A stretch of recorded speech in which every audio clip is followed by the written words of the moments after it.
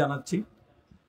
প্রথমে আমরা শুকর গুজার করছি সে মহান মনিবের দরবারে, যিনি আজকের এই জান্নাতি পরিবেশে আলেম ওলামাদের সহবতে কোরআন এবং সুন্নাহর রিয়েল স্পিচ গুলো শ্রবণ করার লক্ষ্যে এখানে আসার ও বসার সুযোগটুকু এনায়েত করলেন। আসুন আমরা সকলেই সর্বোচ্চ শক্তি দিয়ে দারাজ কণ্ঠে প্রাণ খুলে দিল মন উজাড় করি, হৃদয়ের সবটুকুন আবেগ আর অনুভূতিকে উচ্ছ্বাস করি, হৃদয়ের বদ্ধ কপাট মোচন করে দিই। ইসলামের বলে বলিয়ান হয়ে, ইসলামের তেজে তেজিয়ান হয়ে আকাশ ও বাতাসকে মুখরিত করি, রাতের নিস্তব্ধতাকে ভঙ্গ করি, সিংহ শার্দুলের মতো আওয়াজ তুলি, পুরো সুযোগ কণ্ঠের সাথে কণ্ঠ মিলিয়ে কালিমাত শুকুর আদায় করে আমরা পড়ে নিচ্ছি আলহামদুলিল্লাহ। লাখো কোটি তার চেয়ে অনেক অনেক গুণ বেশি দরুদ আর সালাম পেশ করছি আল্লাহর সৃষ্টির প্রধান আকর্ষণ কুল কায়নাতের নবী আকা মাওলা তাজিদার মদিনা সুলতান মদিনা শামসুদ্দোহা বদরুদ্দোজা নূরুল হুদা সাহিব কাবা কৌসাইন আও আদনা और रसूलुस सकलैन इमामुल हरमैन इमामुल क़िबलतैन इमाम जद्दिल हसन वल हुसैन रदियल्लाहु तआला अन्हुमा आफताब नबुवा शहनशाही रिसाला नूरी मुजस्सम हुजूर अकरम नूरुन अला नूर हबीबुना शफीउना कुदवतुना मुर्शिदुना मुहम्मदुर रसूल सल्लल्लाहु अलैहि वसल्लमेর উপর বিনা দরখাস্তে যে নবীর উম্মত হতে পেরেছি, আসুন আরেকটি বার শুকরিয়া আদায় করে পড়ে নিচ্ছি আলহামদুলিল্লাহ। প্রিয় সুধী, আপনারা সকলে অবগত আছেন আজকের এই প্রোগ্রামটি কবরবাসীদের স্মরণে। কবর লিখতে কোনো আকার নাই, এ কারণেই রুশু কারণেই দুর্গু কারণেই কবর সহজ, কিন্তু কবর লিখতে যত সহজ কবর তত বেশি কঠিন। রাসূল করিম সাল্লাল্লাহু আলাইহি ওয়াসাল্লাম তিনি বলেছেন, আল কবরু আউয়ালু মানজিল মিন মানাজিলিল আখিরাহ। আখিরাতের যতগুলি স্টেশন আছে, প্রথম স্টেশনটার নাম হলো কবর। যারা বলেন প্রথম স্টেশনের নাম কি? কবর। প্রথম স্টেশনে চেকিং করতে গিয়ে যদি কেউ মুক্তি পেয়ে যায়, নাজাত পেয়ে যায়, নেক্সট স্টেশনগুলো, নেক্সট ঘাটিগুলো তার জন্য খুব ইজি হয়ে যায়, খুব সহজ হয়ে যায়। আল্লাহু আকবার। আল্লাহ নবী বলেছেন, আল কবরু রাউযাতুম মিন রিয়াদিল জান্নাহ আও হুফরাতুম মিন হুফারিন নিরান। কবর কারো জন্য জান্নাতের বাগিচা হবে, আবার কবর কারো জন্য হবে জাহান্নামের গর্ত।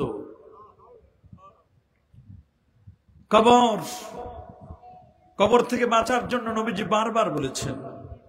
রাসূল বলেন, ইস্তানজিহু আনিল বাউল, তোমরা প্রস্রাবের ছিটা থেকে বেঁচে থাকবে। ফাইন্না আম্মাতা আযাবিল কবরি মিন, অধিকাংশ কবরের আযাব প্রস্রাবের ছিটার কারণে হয়। কবরের চাপ আছে। যে সাহাবী যার ইন্তেকালে আল্লাহর আরশ কেঁপে উঠেছিল, 70,000 ফেরেশতা যার জানাজা অংশগ্রহণ করার জন্য আসমান থেকে নেমে এসেছিল, সেই কবরেও চাপ দেওয়া হয়েছিল। আপনি আমি আর কে আমাদের জন্য? আমরা মারা গেলে তো আল্লাহর আরশ কাঁপা তো দূরের কথা, জমিনেরও খবর হয় না। 70,000 ফেরেশতা তো দূরের কথা, এলাকার মানুষও আমার জানাজায় পড়তে চায় না। আমার কবরের আযাব কেমন হবে সেটা তো নিজের বিবেককে প্রশ্ন করলে বোঝা যায়।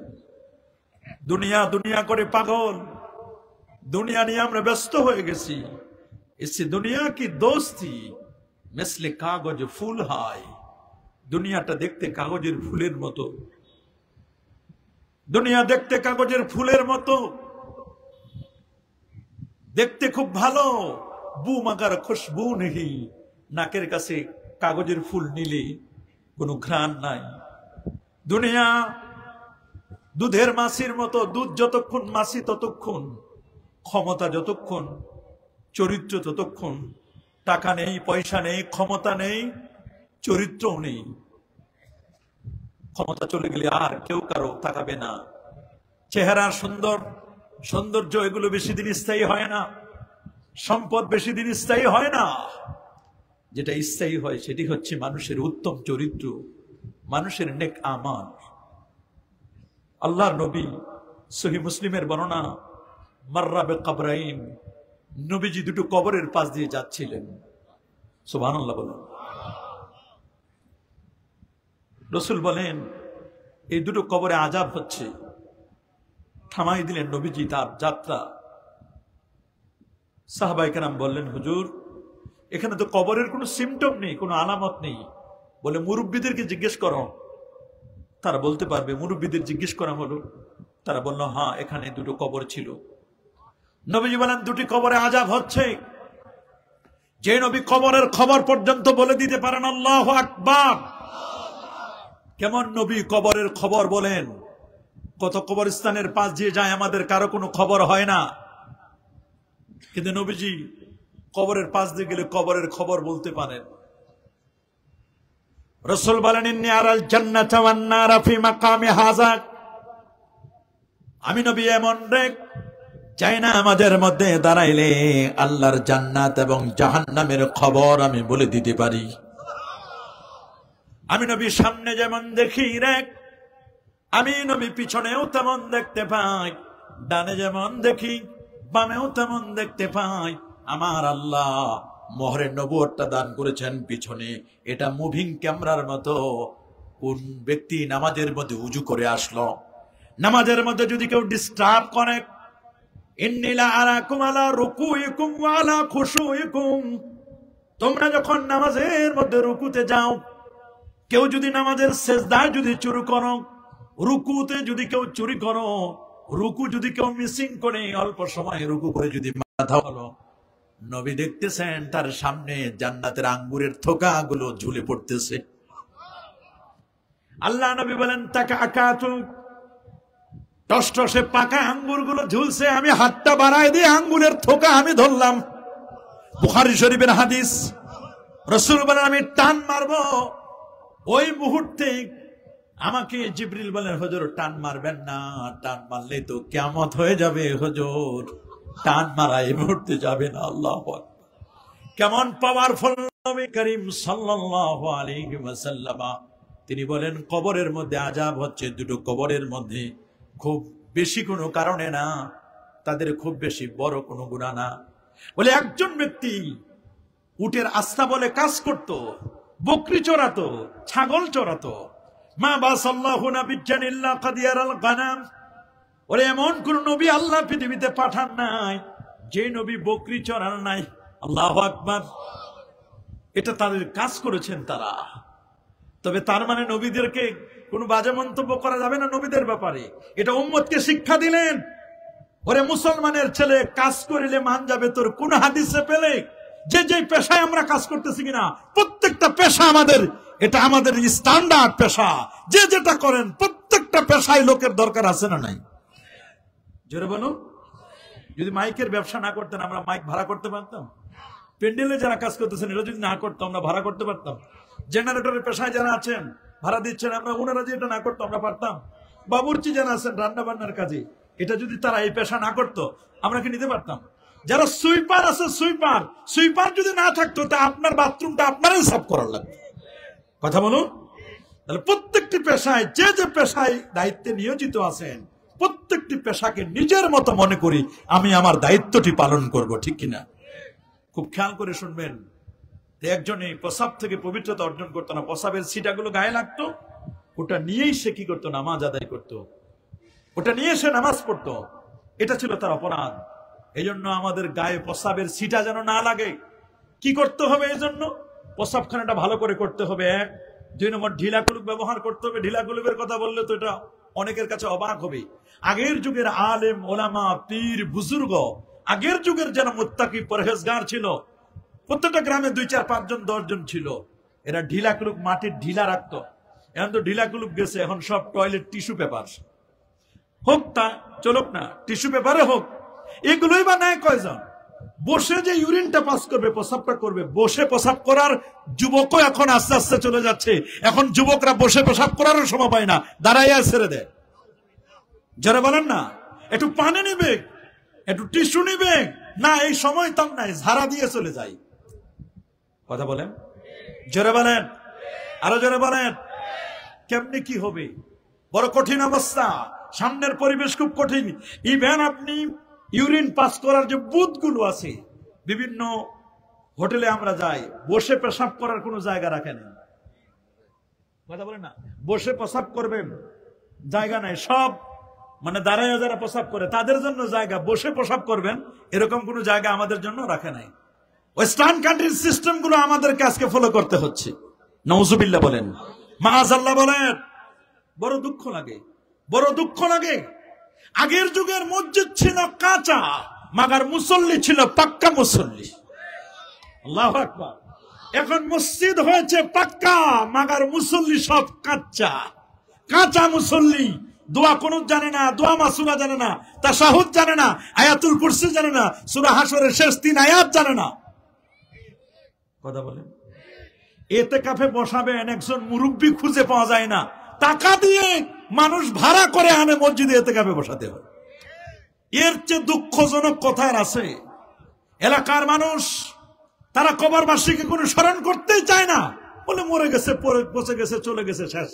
এখন ইলিট শ্রেণীর একদল যুবক বের হয়েছে, যাদের লেখাপড়া আছে, মাস্টার্স করা, এমফিল করা, পিএইচডি করা, এমবিবিএস, ডাক্তার, সব ঠিক আছে।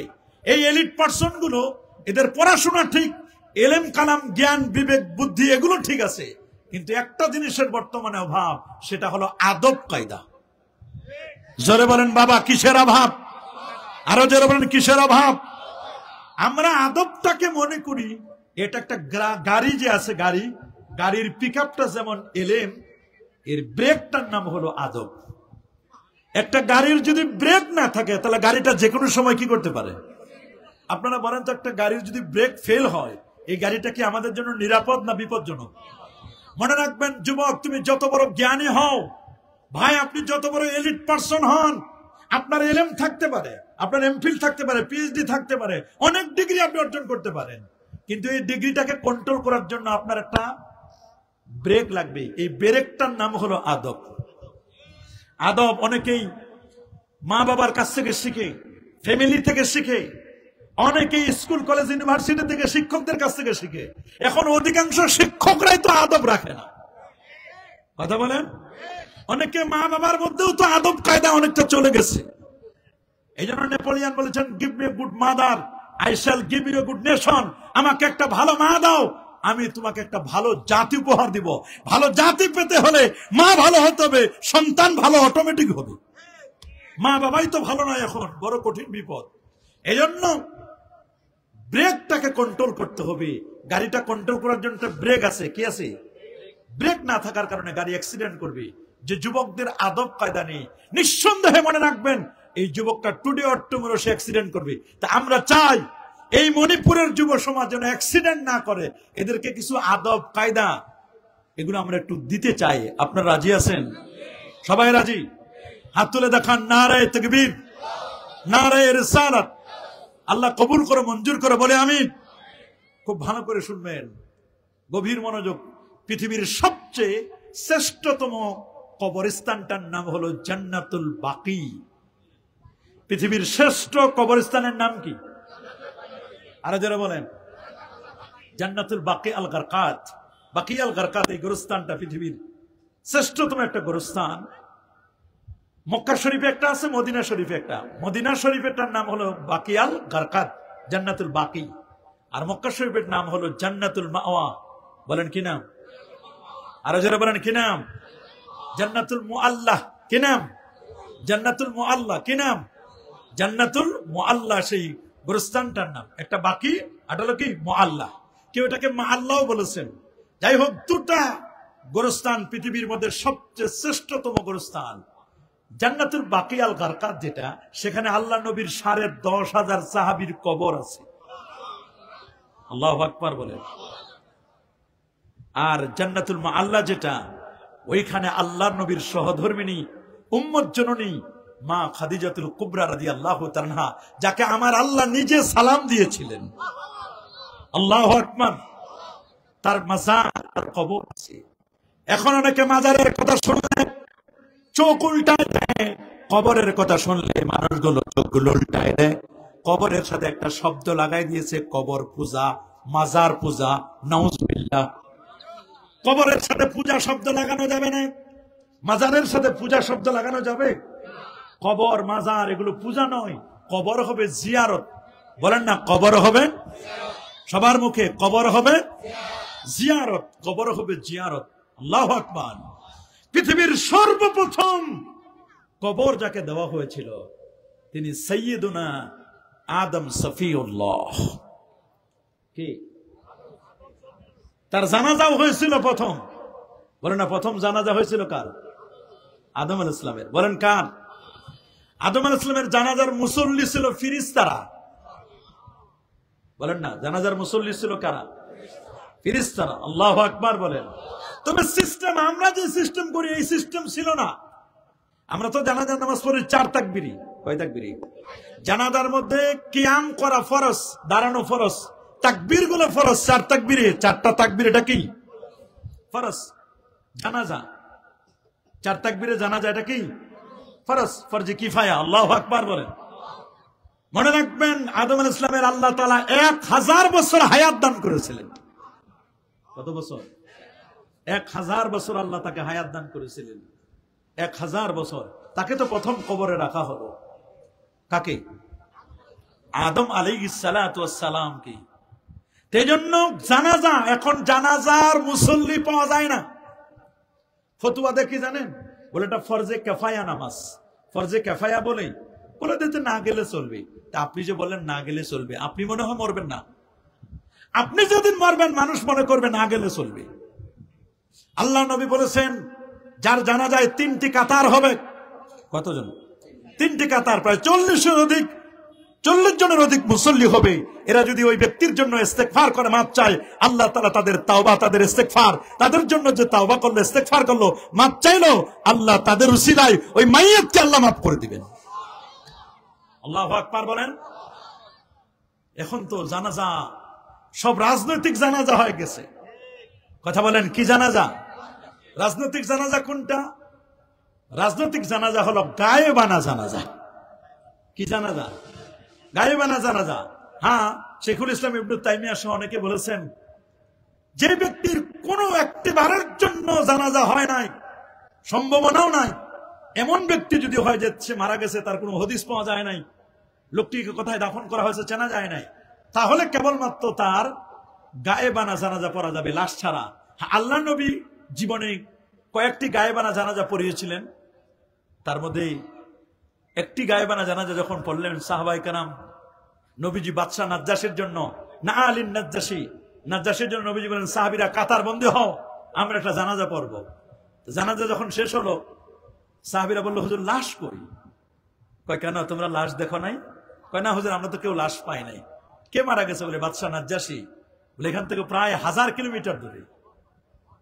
আল্লাহু আকবার বলেন। ইথিওপিয়া 1000 কিলোমিটার দূরে। বলে তাই তোমরা দেখো নাই? বলে আমি তো দেখতে পাচ্ছি, আমার সামনে লাশ দেখা যাচ্ছে। আল্লাহ নবীর কাছে 1000 আগে 1000 দূরের জিনিসটা নবীর কাছে খুব কাছে মনে হতো। আল্লাহু আকবার। এটা কোন একটি কারণে রাসূল আকরাম সাল্লাল্লাহু আলাইহি ওয়াসাল্লাম বলেছিলেন। এইজন্য উলামায়ে কেরাম হানাফি মাযহাবের যেটা নিয়ম সিস্টেম, সেই অনুযায়ী গায়েবানা জানাজা হয় না। গায়েবানা জানাজা মাকরুহে তাহরিমি বলা হয়েছে। যে যেভাবে আপনি মারা যান না কেন, কবরের সাথে আপনার সাক্ষাৎ হবেই হবে। কবর বড় কঠিন জিনিস। 99টি সাপ কবরে। বলেন কয়টা? তালদাগুহু ওয়া তালহাসু। বলা হয়েছে এইগুলো সাপ আপনাকে কামড় দিবে, দংশন করবে। এইরকম সাপ কবরে যে মুনাফিক কাফেরদের জন্য বলা হয়েছে যে 99টি সাপ কবরে রাখা হবে। একটা সাপ যদি জমিনে ফস করত, তাহলে জমিনে কোনো সবুজ গাছপালা জন্ম নিত না। এইরকম 99টি সাপ আপনার আমার কবরে আসতে পারে যদি বেঈমান হয়ে মারা যায়। ইমানদার হয়ে মারা গেলে তো ভালো, আলহামদুলিল্লাহ। কিন্তু যদি বেঈমান হয়ে মারা যায়, বড় কঠিন অবস্থা হবে। কেমনে আপনি মাহফিলে এসে মানুষকে হাসান? মানুষকে তো কাঁদানো দরকার। একদল কমার্শিয়াল বক্তা বের হয়েছে, যারা মানুষকে কেমনে হাসাবে, মজা করবে, মানুষকে মজা করার জন্য একদল মজে গেছে।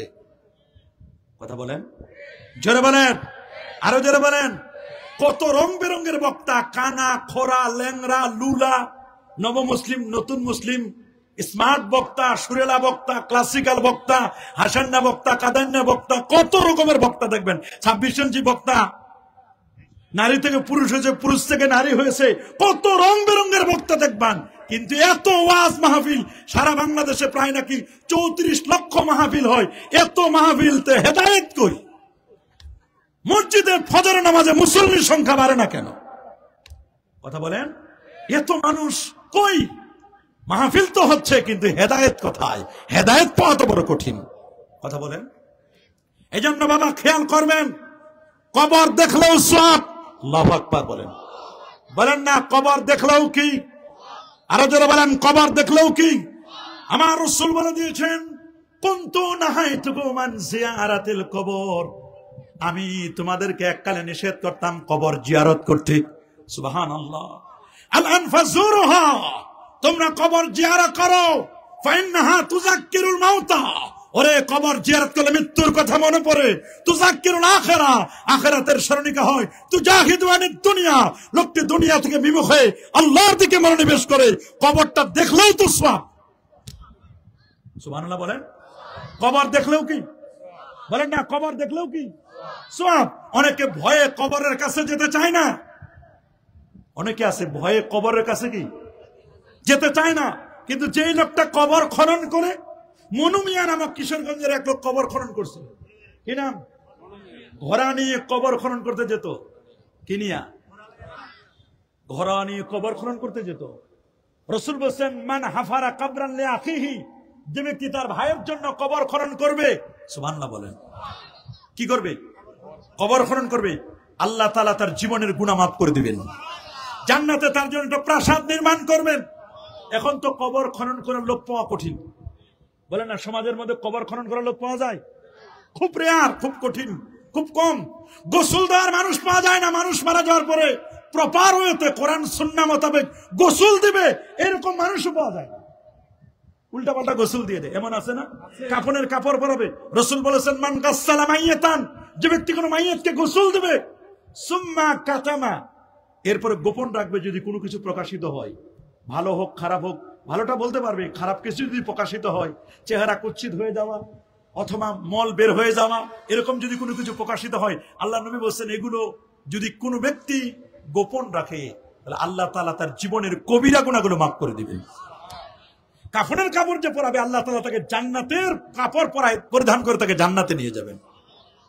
এখন কাপড় পরানোর মানুষ পাওয়া যায় না, কাফন দেওয়ার মানুষ পাওয়া যায় না, দাফন করানোর মানুষ পাওয়া যায় না, গোসল দেওয়ার মানুষ পাওয়া যায় না। বাগদাদের জমিনে 400 হিজরির দিকে বাগদাদের জমিনে একজন মহিলা, সে মাইয়েত নাম শুনলে মহিলাকে গোসল দেওয়ার একজন মহিলা ছিল, প্রসিদ্ধ বাগদাদের জমিনে। বাগদাদটা একটা পুত পবিত্র ভূমি। বাগদাদের জমিনে শুয়ে আছেন, মাজার আছে হযরত আলী রাদিয়াল্লাহু তাআলা। আল্লাহু আকবার বলেন। শেরে খোদা আলী ইবনে আবি তালেব রাদিয়াল্লাহু তাআলা মাজার হলো বাগদাদে। সুবহানাল্লাহ বলেন। সেই জমিনের মধ্যে শুয়ে আছেন আমাদের মাযহাবের ইমাম, ইমামুল আজম আবু হানিফা নোমান ইবনে সাবিত রাদিয়াল্লাহু তাআলা আনহুর মাজার হলো বাগদাদে।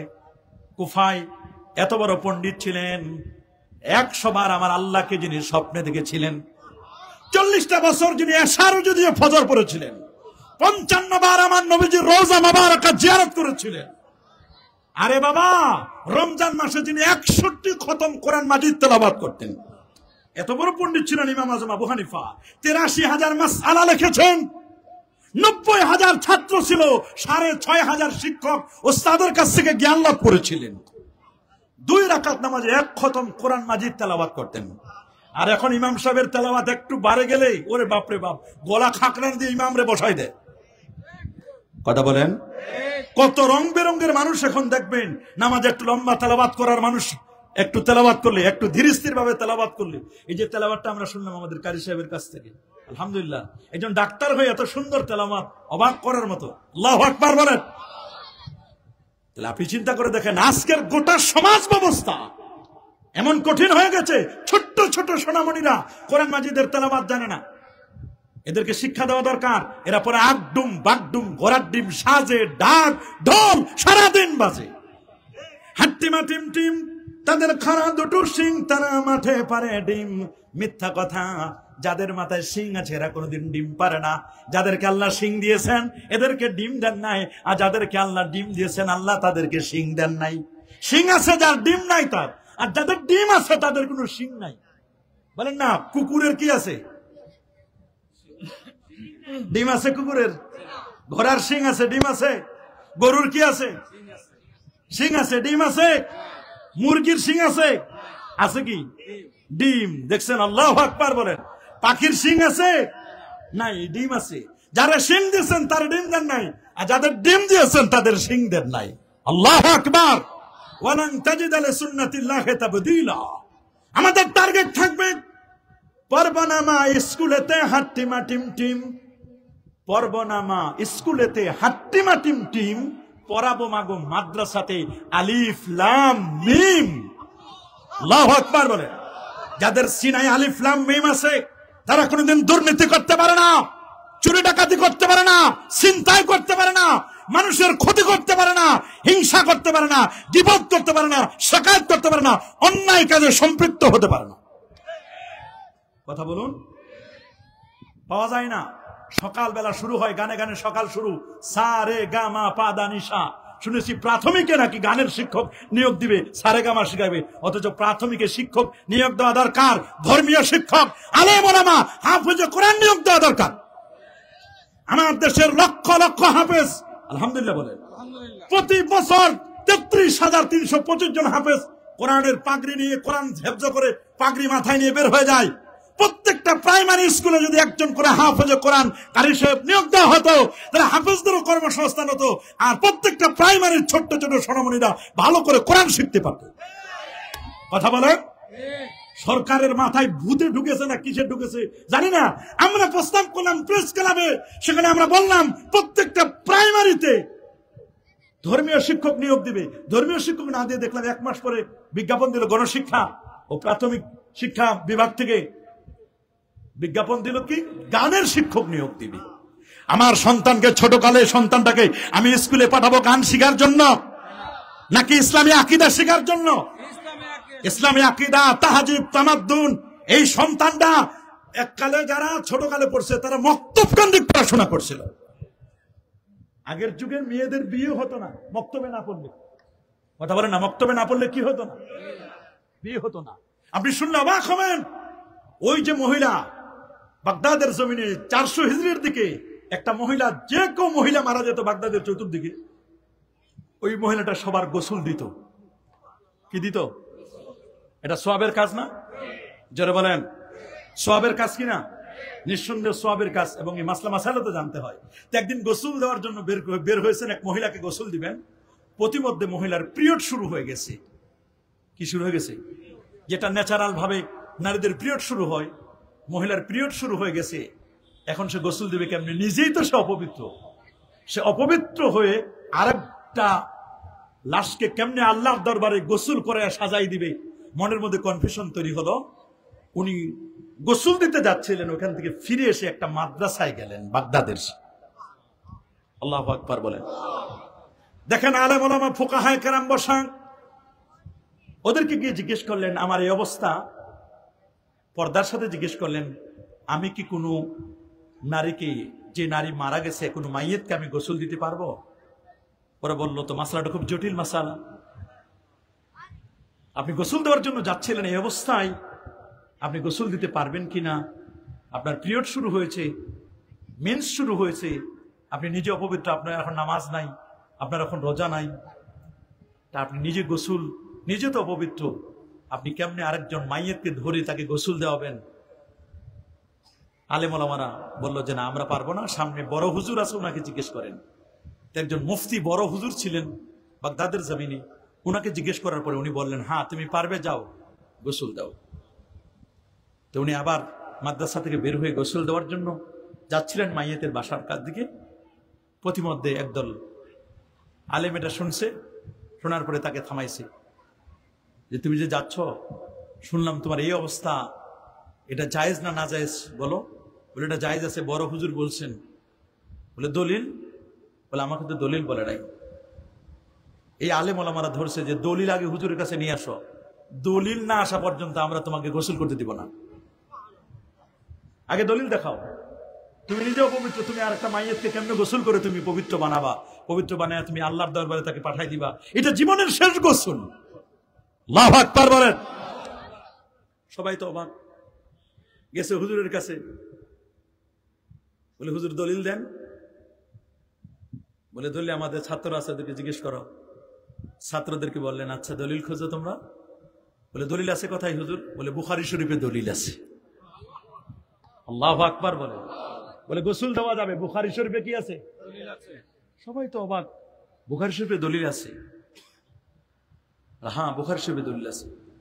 পুরো বুখারী তন্ন তন্ন করে ছাত্ররা খুঁজে শেষ করে দিল, দলিল খুঁজে পাচ্ছে না। গেছে হুজুরের কাছে, হুজুর একটু বলেন দলিলটা কোথায় আছে? বলে বুখারী শরীফে দলিল আছে, খোঁজো তোমরা। বলে হুজুর আমরা তো পাচ্ছি না। পড়ছো? বলে হ্যাঁ সব তো পড়লাম। বলে কিতাবুস সাওমে খুঁজো, রোজার অধ্যায়ে, রোজার অধ্যায়ে খুঁজলো। বলে আমরা তো পাচ্ছি না।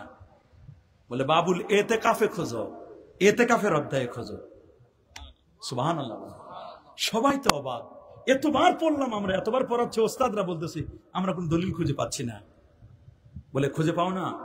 তখন হুজুর বের হয়ে, রুম থেকে বের হয়ে বললেন দেখো আল্লাহ নবী এতেকাফ করতেন প্রতি বছর। কয়দিন? 10 দিন। কয়দিন? 10 দিন। রমজানের শেষ দশক। যে বছর তিনি ইন্তেকাল করলেন ওই বছর তিনি 20 দিন ইতিকাফ করেছিলেন। আল্লাহু আকবার বলেন। কয়দিন? 20 দিন ইতিকাফ করেছিলেন। তো ইতিকাফ করতে গিয়ে আপনি শুনলে অবাক হবেন, আল্লাহর নবী তিনি মসজিদে নববিয়া শরীফ, যেখানে 1 রাকাত নামাজ পড়লে 50,000 রাকাতের সওয়াব, আর খানায়ে কাবা যেখানে 1 রাকাত নামাজ পড়লে 1 লক্ষ রাকাতের সওয়াব। আল্লাহ নবী ইতিকাফ থাকা অবস্থায় মাথা যদি একটু গরম হয়ে যেত একটু, তখন তিনি জানালা দিয়া মাথাটা বের করে দিতেন। সুবহানাল্লাহ বলেন। মাথা কি করতেন? মাথাটা বের করে দিতেন। নবীজির মাথা মোবারকটা বের করে দিতেন। মাথা মোবারক যখন বের করে দিতেন তখন আম্মা জান আয়েশা সিদ্দিকা রাদিয়াল্লাহু তাআলা আনহা, ওই সময় তার পিরিয়ড চলতেছিল, মেন্স চলতেছিল। তিনি ওই অবস্থায় আল্লাহর নবীজির মাথা মোবারকটা ভালো করে ধরে ধুয়ে দিতেন।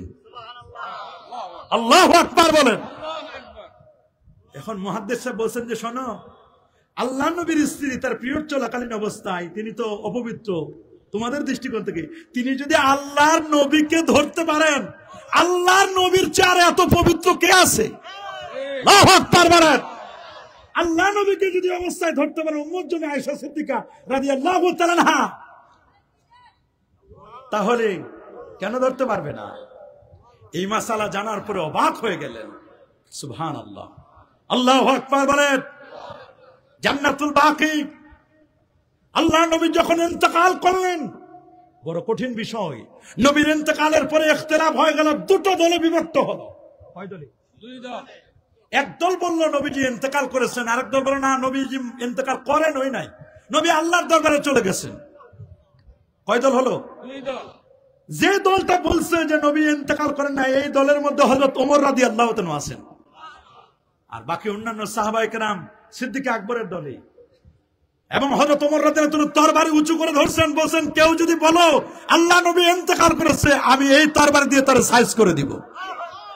হযরত ওমর তো জানাতন ব্যক্তি নয়, 31 লক্ষ বর্গমাইলের শাসক ওমর, যার চোখের পাওয়ার ছিল 2500 কিলোমিটার দূর পর্যন্ত দেখতে পেতেন। আল্লাহু আকবার বলেন। উনি যে পথে চলতেন শয়তান বলতো সরি, এই পথে চলা যাবে না, এই পথে হযরত ওমর চলেন। কেমন অবস্থা চিন্তা করে দেখেন। নবীর ইন্তেকালের পর হযরত আবু বকর সিদ্দিক রাদিয়াল্লাহু তাআলা বলেন শোনো, ওমরের সামনে যখন তেলাওয়াত করলেন ওমা মুহাম্মাদুন ইল্লা রাসূল কদ খালাত মিন ক্বাবলিহি রুসুল আফাইন মাতা, এতটুকু শব্দ যখন তেলাওয়াত করছে হযরত ওমরের তরবারি জমিনে পড়ে গেল, উনি জমিনে গড়াগড়ি দিতে লাগলেন। হযরত ওমর বুঝতে পারলো যে আমি জানি ভাই আয়াত আমার মুখস্থ আছে, তারপর আবার আয়াত আমার মনে আসতেছে না, আমি তো ভুলেই গেছি, মনে হয় যে এই মাত্র আয়াত নাযিল হলো, বলে আয়াত তো অনেক আগে। হযরত ওমর বুঝতে পারলেন নবীজি ইন্তেকাল করছেন, নবীজির বিরহ বেদনায় কাঁদতে অবাক, বেকারার হয়ে গেলেন হযরত ওমর রাদিয়াল্লাহু তাআলা। সমাধান হলো, নবী ইন্তেকাল করেছেন কি করেন না, সমাধানটা করলেন হযরত আবু বকর সিদ্দিক রাদিয়াল্লাহু তাআলা। আল্লাহু আকবার। এরপরে আবার সমস্যা হলো, কি সমস্যা? বলেন নবীজিকে দাফন করব কোথায়? দেখেন দাফন নিয়ে সমস্যা হয়ে গেছে। কি নিয়া? কোথায় নবীজিকে দাফন করব? চারটা দল হলো। বলেন কয় দল? চার দল। আরো জোরে। চার দল। সবার মুখে চার দল।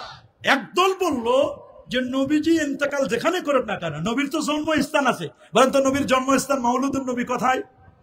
মক্কা শরীফে। খালি মক্কা বলবে না, মক্কা শরীফ। বলেন কি নাম? এটা আদব। বলেন এটা কি?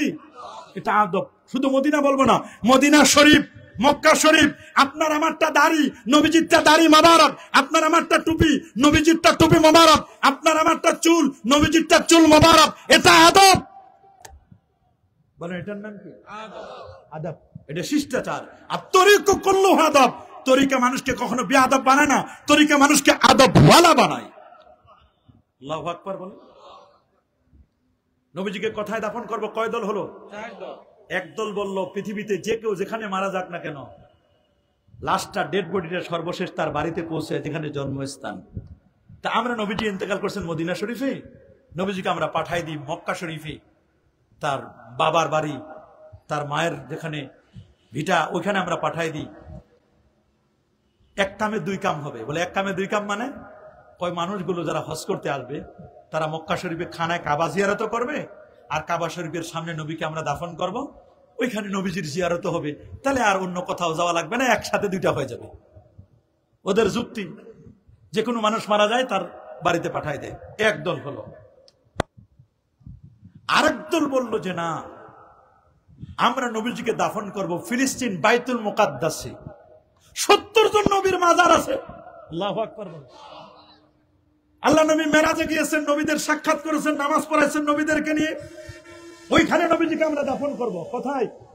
ফিলিস্তিন বাইতুল মুকাদ্দাসে। অধিকাংশ নবীদের মাজার, কবর ওখানে। আরেক দল বলল যে ওরে বাপ রে বাপ, নবীর নিয়ে তো ভালো ব্যবসা জমবে। কিছু রাজনৈতিক দল সেই সময় তৈরি হয়েছিল, নবীকে নিয়ে আমরা ভালো জায়গা আমরা দাফন করব। আর সিদ্দিক আকবর রাদিয়াল্লাহু তাআলা বলেন যে শোনো, কে কি বলছো বলো। আল্লাহ নবী বলে গেছেন নবীদের যেখানে ইন্তেকাল হয় সেটাই তার কবর, সেটাই তার মাকবারা, সেটাই তার রওজা শরীফ। মুসনাদ আহমদের হাদিস। আবু বকর সিদ্দিক রাদিয়াল্লাহু তাআলা বলেন নবীরা যেখানে ইন্তেকাল হয় সেখানে তাদের দাফন হবে। সুতরাং আল্লাহ নবী যেখানে ইন্তেকাল করছেন ওইটাই তার দাফন, ওইটাই তার হুজরা মোবারক ইন্তেকাল, ওইখানে তাকে দাফন করাবে। নবীজি একটু সরাই না হোক। এরপর বলল কবর খনন করবে কে? 2 রকমের কবর করার সিস্টেম আছে। বলে 2 ধরনের 2 লোককে সংবাদ দেওয়া হোক, যিনি আগে আসবেন তাকে দিয়ে আমরা কবর খনন করব। হযরত তালহা রাদিয়াল্লাহু তাআলা তার দ্বারা কবর খনন করানো হলো। গোসল দেবে কে? গোসলের সিদ্ধান্ত হলো হযরতে আলীউল মুরতাদা রাদিয়াল্লাহু তাআলা, তিনি দিবেন গোসল। আল্লাহ নবীর গোসল দিয়েছিলেন কে? সবাই বলেন না কে? হযরত আলীউল মুরতাদা রাদিয়াল্লাহু তাআলা, তিনি নবীজির গোসল দিয়েছিলেন। উনি যখন লজ্জাস্থানটা কি করবেন না করবেন, ওই জায়গায় পানি কেমনে দিবেন, কি করবেন, উনি যখন কোন সিদ্ধান্ত নিতে পারতেছিলেন না, আল খাসাইসুল কুবরার মধ্যে আল্লামা জালালউদ্দিন সুয়ুতী রাহমাতুল্লাহ আলাইহি নকল করতেছেন। আল্লাহু আকবার, আল্লাহু আকবার। নকল করতেছেন যে আমি চোখ বন্ধ হয়ে গেল আমার, হঠাৎ করে ফেরেশতারা এসে নবীজির কাপড় মোবারক পাল্টাই দিলেন। আল্লাহু আকবার। আপনি চিন্তা করতে পারেন, আল্লাহর হাবিব প্যারা নবী সাল্লাল্লাহু আলাইহি ওয়াসাল্লামের সোমবারে তার ইন্তেকাল হলো, মঙ্গলবার গেল, বুধবার রাতে নবীজিকে দাফন করা হলো, কবরস্থ করা হলো রওজা মুবারকায়। নবীজি বলেন 3টা জিনিস লেট করবে না, ডিলে করবে না। কয়টা? নামাজের ওয়াক্ত হয়ে গেলে দ্রুত নামাজ পড়বে, মেয়ে বড় হয়ে গেলে দ্রুত বিয়ের ব্যবস্থা করবে, জানাবে বিচারে লিপ্ত হতে পারে। আর কোন মানুষ মারা গেলে তাকে দ্রুত তাকে দাফন করবে। দ্রুত কি করবে? আমরা অনেক সময় দেরি করি, 4-5টা জানাজা দিই। ইসলামের নিয়ম হলো একটা জানাজাই যথেষ্ট। আল্লাহু আকবার বলে। কয়টা জানাজা যথেষ্ট? একটা জানাজা দেওয়ার যথেষ্ট মনে করবেন। প্রয়োজন হলে যদি ওলি কখনো জানাজা দিতে না পারে তাহলে সেক্ষেত্রে সেটা ভিন্ন কথা, তিনি এসে আবার জানাজা দিতে পারেন। নবীজির ইন্তেকালের পরে খলিফা হলেন হযরত আবু বকর সিদ্দিক রাদিয়াল্লাহু তাআলা আনহু। মাত্র 2 বছর, 2 থেকে 2.5 বছর তিনি বড় বড় দায়িত্ব পালন করলেন। মুনকিরিনে যাকাত যারা তাদেরকে তিনি শায়েস্তা করলেন, ভণ্ড নবুয়তের দাবিদার যারা তাদেরকে শায়েস্তা করলেন। নবীর যুগে অনেক নবুয়তীও দাবি করেছিল, তারা কিছু করতে পারে না। হযরত আবু বকর সিদ্দিক রাদিয়াল্লাহু তাআলার জামানায় ওরা আবার মাথা ছাড়া দিয়ে উঠলো। আবু বকর সিদ্দিক রাদিয়াল্লাহু তাআলার ইন্তেকালের আগ মুহূর্তে তিনি হযরত আলীকে ডেকে বলেন, ভাই আলী, আপনি তো আল্লাহ নবীকে গোসল দিয়েছিলেন, আপনি যে হাতটা দিয়ে নবীজিকে গোসল দিয়েছিলেন, আপনার ওই হাত মোবারক দিয়ে আমি আবু বকরকে একটু গোসল দিবেন, যদি আপনার আগে আমি মারা যাই। সুবহানাল্লাহ বলেন। ঠিকই মারা গেলেন, গোসল দিলেন, আর বললেন জানাজাটা আপনারা পড়ানোর পরে আমার জন্য কোনো কবর খনন করবেন না। এটা কেমন কথা, কবর খনন করবো না মানে? বলে জানাজা হওয়ার পরে, কাফনের কাপড়ের পরে, জানাজা হওয়ার পরে আমাকে নিয়ে যাবেন আল্লাহ নবী রোজা মোবারকের সামনে। সুবহানাল্লাহ বলেন। আলী, আপনি গিয়ে নবীর রোজায় গিয়ে আপনি 3 বার সালাম দিবেন, নবীজিকে বলবেন আপনার আবু বকর আপনার দরবারে হাজির।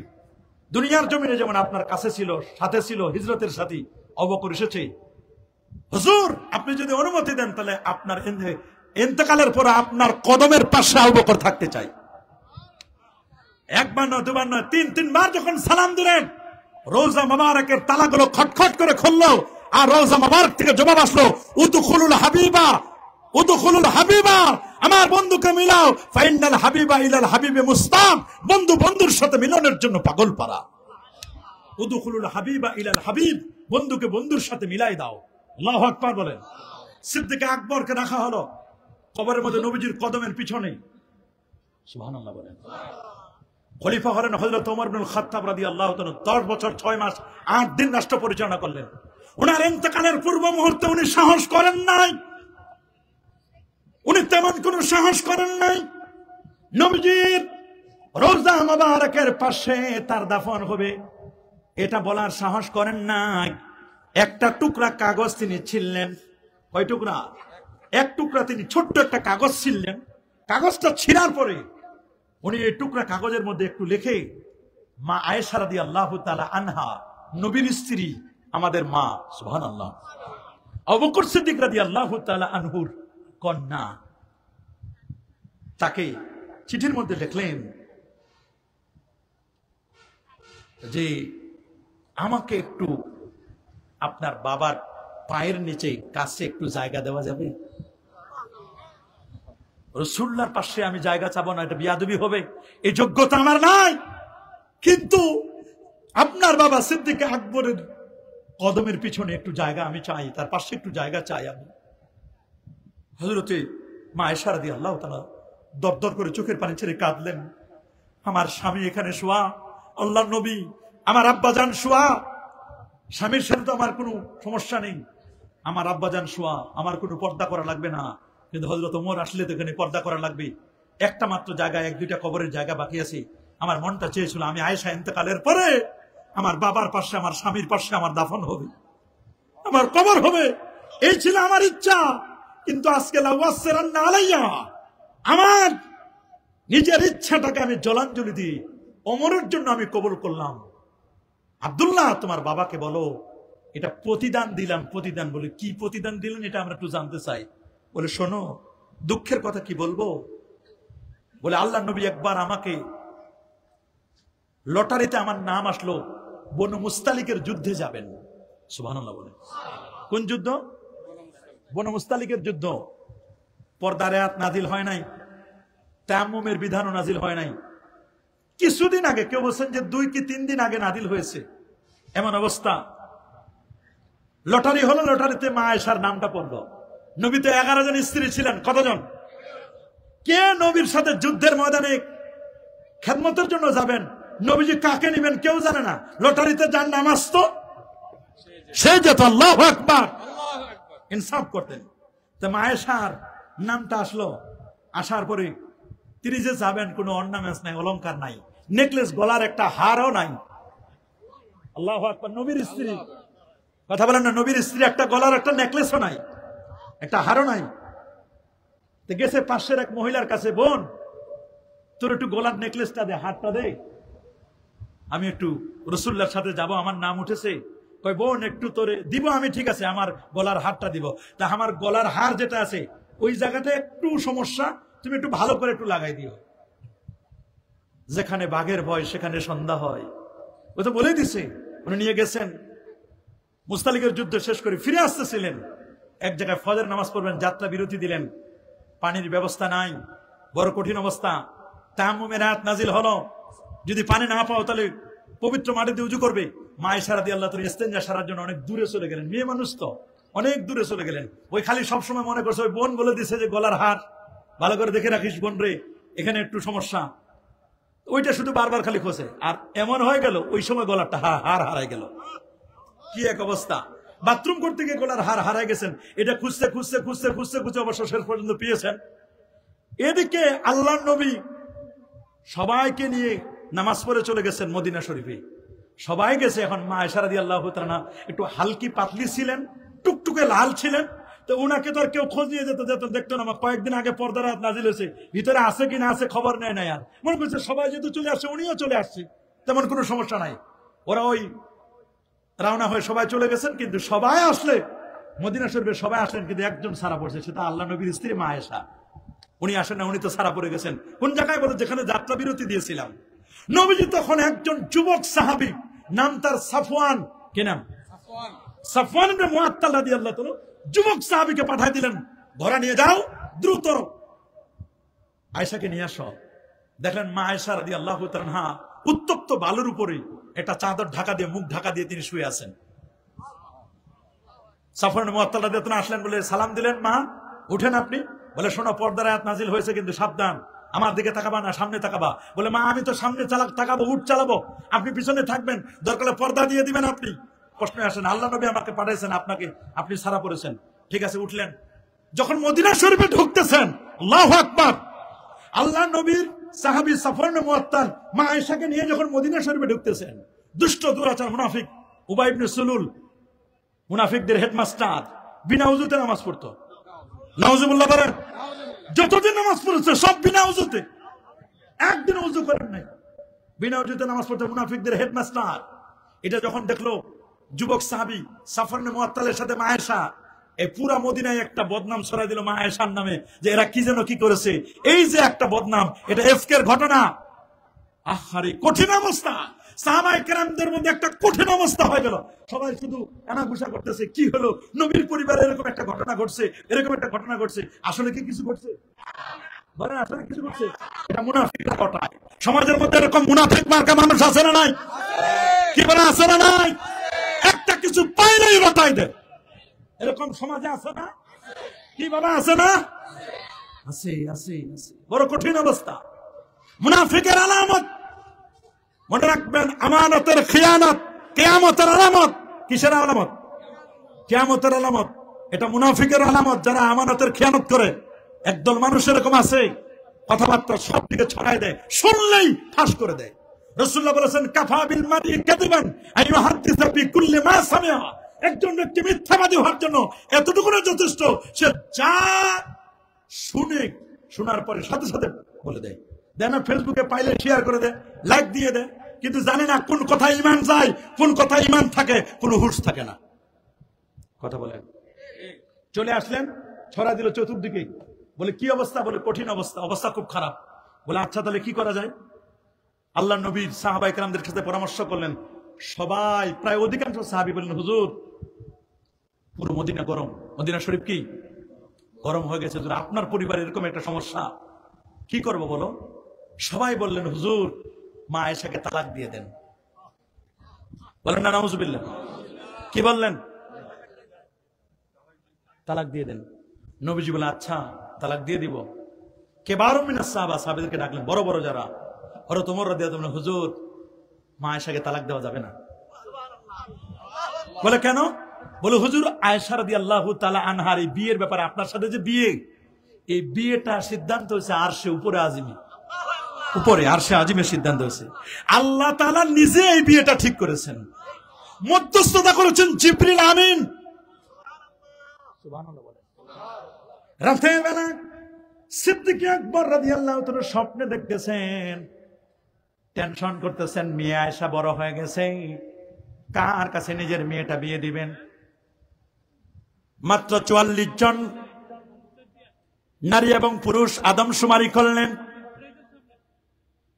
৪৪ জন পুরুষের মধ্যে নিজের মেয়েটা আয়েশাকে বিয়ে দিতে হবে। তিনি তো যারা তার কাছে বিয়ে দিতে পারেন না টেনশন করলেন, কয়েকজনের কাছে প্রপোজাল রাখলেন মেয়েটাকে বিয়ে দিবেন। শেষ পর্যন্ত রাতের বেলা কে যেন বলছে আপনার মেয়েটাকে কারো জন্য আপনি প্রস্তাব দিবেন না, আগামীকালকে আপনার মেয়েটাকে প্রস্তাব দিবেন রাসূলুল্লাহর দরবারে। সুবহানাল্লাহ। আপনার বিয়ের প্রস্তাব নিয়ে যাবেন কার কাছে? সিদ্দিক আকবর রাদিয়াল্লাহু তাআলা রাতের বেলায় স্বপ্ন দেখলেন সকাল বেলা নবীজির দরবারে যাচ্ছেন, কিন্তু নিজের মেয়ের বিয়ের প্রস্তাবটা কেমনে সরাসরি দেয়? নবীজির সাথে দেখা হতে মাত্র 10 হাত বাকি। নবীজি বলেন, আবু বকর আপনার মেয়ে বুঝি বড় হয়ে গেছে, গত রাত্রে জিবরিল আমিন আপনার মেয়ের ছবিটা মখমল কাপড়ে রেশমি কাপড়ে সুন্দর করে বানায়া আমার আল্লাহর পক্ষ থেকে জিবরিল আমিন আমাকে দেখাই দিয়েছে। আমার পছন্দ হয়েছে। সহিহ বুখারী কিতাবুত তাবিরের হাদিস। আল্লাহু আকবার বলেন। রেডি করেন, বিয়ে হয়ে গেল। বিয়ে ঠিক করলেন কি? এই মেয়েরে কেমনি তালাক দি? হুজুর তালাক দিয়ে না আপাতত বাবার বাড়িতে পাঠায় দেন। সমস্যা হলে কোথায় পাঠায়? 1 মাস যায়, 2 মাস যায়, 3টা মাস চলে গেল, নবীজি কোনো কথা বলেন না। মা আয়েশা জানেন না কি হয়েছে। একদিন মা আয়েশা রাদিয়াল্লাহু তাআলা আনহার আম্মা জান আবু বকর সিদ্দিক রাদিয়াল্লাহু তাআলা আনহুর স্ত্রী কলসি করে পানি আনার জন্য কোথাও যেন গেলেন। 2 জন মহিলা কানাঘুষা করতেছেন যে এরকম ঘটনা কোনোদিনও শোনেন নাই। এটা বাইদি বাই কানে আসলো মা আয়েশার কাছে, চোখ মুখগুলো ঢুকে গেল, কাঁদতে কাঁদতে বেকারাত চিন্তা করতেছেন কে হলো কে হলো কে হবে।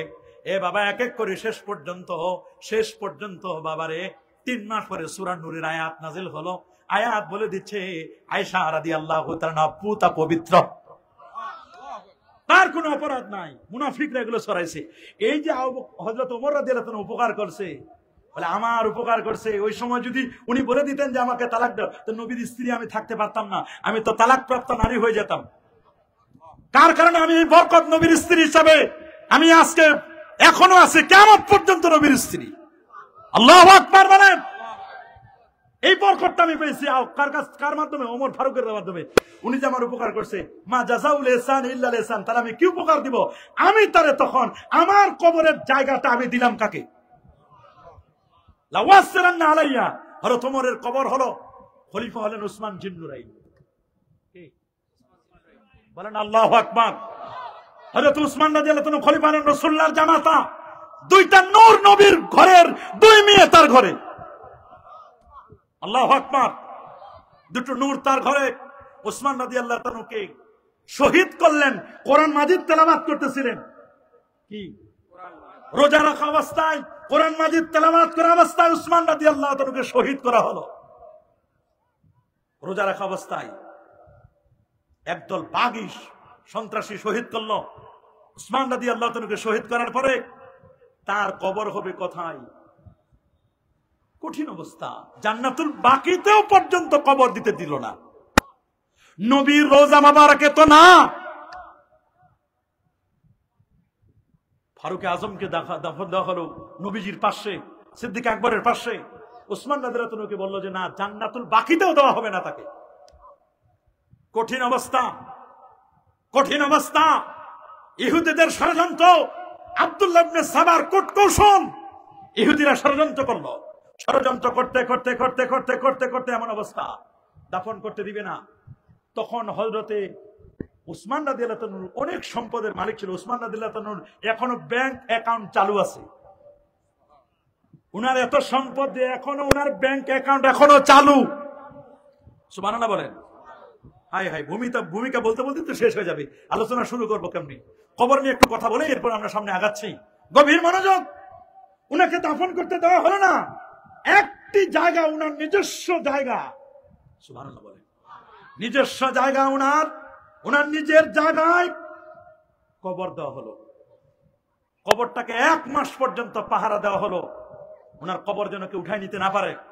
বিদ্রোহীরা উনার কবরের উপর হামলা করতে চাইল। বড় কঠিন অবস্থা।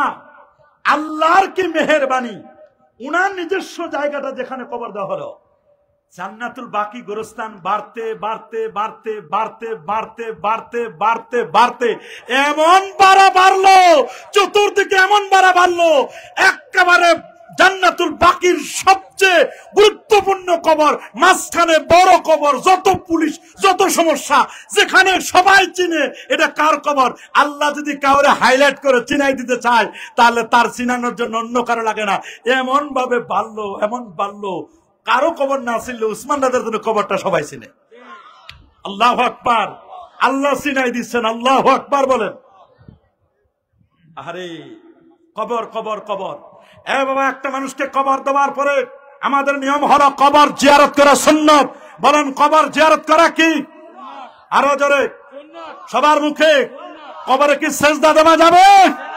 কবরে সেজদা দেওয়া যাবে না, কবরের মাটি নেওয়া যাবে না, কবরের কাছে গিয়ে আপনি চাইবেন না, কবরওয়ালার কাছে চাইবেন না, চাইবো আমরা আল্লাহর কাছে। দেওয়ার মালিক কে? আরো জোরে বলেন। দেবে কে? আল্লাহ দিবেন। কোন মানুষ দিতে পারে?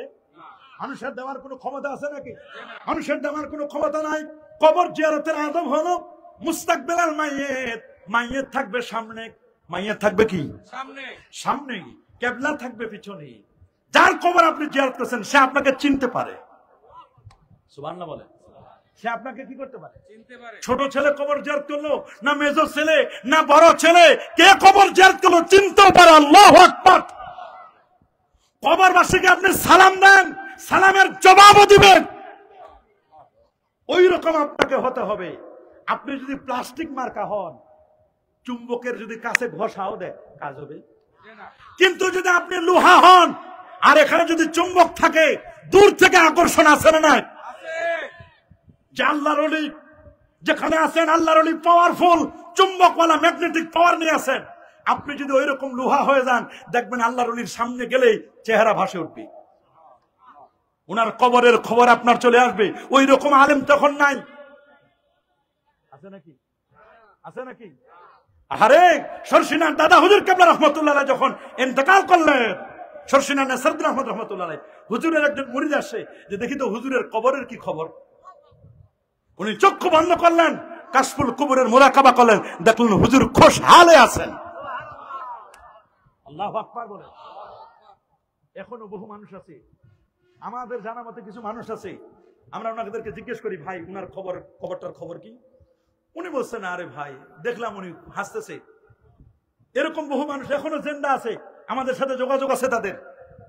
আমরা বিভিন্ন জনের কাছে জিজ্ঞেস করি, দেখলে আপনার পছন্দ হবে না, উনি তাকালে বলে দিতে পারেন। এরকম এখনো কাশওয়ালা মানুষ আছেন, এখনো বহু মানুষ আছে। আপনি চিনবেন না, রুব্বা আশা সাওয়াকবাররা, দেখলে ধুলোয় ধূসরিত, চেহারা উস্কো খুস্কো, লাওয়াকসাম আলাল্লাহি লাবাররা। যদি এরা কোনো কিছু আল্লাহর কাছে বলে, আমার আল্লাহর সাথে সাথে তা কবুল করে নেন। আল্লাহ রাসূল বলেন, তোমরা কবর জিয়ারত করো। ওরে কবর জিয়ারত করলে মৃত্যুর কথা মনে পড়ে, তুযাক্কিরুল আখিরা, আখিরাতের স্মরণিকা হয়ে যায়। ওয়া তুজাহিদু আনিদ দুনিয়া, লোকটি দুনিয়া থেকে বিমুখ হয়ে আল্লাহর দিকে মনোনিবেশ করে। কবরের কাছে গেলে সূরা ফাতিহা প্রথমে কবরবাসীকে সালাম দিতে হবে। এই বাবা, কবরবাসীকে কি করব? সালাম দেব। সবাই বলেন, কোন আসসালামু আলাইকুম ইয়া আহলাল কুবুর, হে কবরবাসী তোমাদের প্রতি শান্তি বর্ষিত হোক। কাকে বললাম? সালাম দিলাম না? আপনার বাবা, আপনার মা, আপনার দাদার দাদার দাদার দাদার দাদা মারা গেছে, কবর গিয়ে সালাম দেন, তাহলে তারা সালাম শুনে কিনা? সোজা কথা বলবেন, শুনে? আপনার মা বাবা দাদা দাদি যদি সালাম শুনে, 100 বছর 200 বছর আগে মারা গেছে, আল্লাহ নবীর সালাম দিলে নবীজি সালাম শুনে না? ও, ওই জায়গায় সমস্যা। আপনার বাবা শুনতে পারে, আমার মা শুনতে পারে কবরের সালাম, কিন্তু নবীজি শুনতে পারে না। পরা কপাল আছে না নাই? কি একদল আছে না নাই পরা কপাল? আমার রাসূল বলেন, সুনান আবি দাউদের হাদিস, মা মিন আবদিন ইউসাল্লিমু আলাইয়া ইল্লা রাদ্দাল্লাহু আলাইয়া রূহি হাত্তা আরুদ্দা আলাইহি সালাম। আমার কোন উম্মত দূরদেশ থেকে যদি আমাকে সালাম দেয়, আমি নবী তাদের সালাম শুনি, সালামের জবাব দেই, ফেরেশতারা আমার কাছে পৌঁছায় দেয়। আমার নবীকে সালাম দিলে নবী আমাদের সালামের জবাব দিতে পারে না? এই ক্ষমতা আছে না নাই? তোমরা বলো নবী মরে পচে গলে শেষ। আরে বাবা, নবী মরে পচে গেলে শেষ নয়, এই জমিনকে আমার আল্লাহ নোটিশ করে দিয়েছেন, ইন্নাল্লাহা হারামা আলা নাফসি আন তাকুলা আজসাদুল আম্বিয়া, কোন নবীর অস্থি, মজ্জা, চুল পরিমাণ গোশত ভক্ষণ করা এই জমিনের পর আমার আল্লাহ হারাম করে দিয়েছেন। রাসূল বলেন, আনা হাইয়ুন ফি কবরি, আমি নবী আমার রওজা মুবারাকায়, আমার কবর শরীফে আমি জিন্দা, আমি রাআইতু মুসা আন্নাহু ইউসাল্লি ফি কবরি, আমি মুসা নবীকে দেখলাম কবরে দাঁড়ায় দাঁড়ায় নামাজ পড়তেছে, আমি দেখলাম ইউনূস নবীকে তালবিয়া পাঠ করতেছে আরাফার ময়দানে, লাব্বাইক আল্লাহুম্মা লাব্বাইক। সেই নবী উম্মতের সালাম শুনতে পারেন, উম্মতের ভালো আমল দেখলে খুশি হন, আর বদ আমল দেখলে নবীজি আল্লাহর দরবারে আমাদের হয়ে নবী আল্লাহর কাছে মাপ চেয়ে নেন। কেমন নবী, কেমন দয়ার নবী, কেমন মায়ার নবী। সেই নবীর রওজা মোবারক জিয়ারত করা যায় না? অনেকে তো হজ করতে যায়, নবী রওজায় যেতে চায় না, হজ করে চলে আসে, মিনা, মুজদালিফা, আরাফা, মক্কা শরীফ ঘুরে চলে আসে, আর মদিনা শরীফ যেতে চায় না। অথচ রাসূল বলেছেন, মান সারা কবরি ওয়াজাবাত লাহু শাফাতি, যে আমি নবী রওজা জিয়ারত করলো তাকে সুপারিশ করা আমার জন্য ওয়াজিব হয়ে গেল। মানে হাজ্জা ওয়ালাম ইয়াজুর কবরি ফাকাদ জাফানি, যে হজ করতে গেল আমি নবীর রওজা জিয়ারত করলো না, ওই লোকটা কেমন যেন আমারে কষ্ট দিয়ে গেল। মান জাআনি সায়রান, আরে যে লোকটি আমি রাসূলুল্লাহর রওজা জিয়ারত করলো, কুনতু লাহু শাফিয়ান ইয়াউমাল কিয়ামা, আমি নবী নিজে তার সুপারিশ করে জান্নাতে নিয়ে যাব।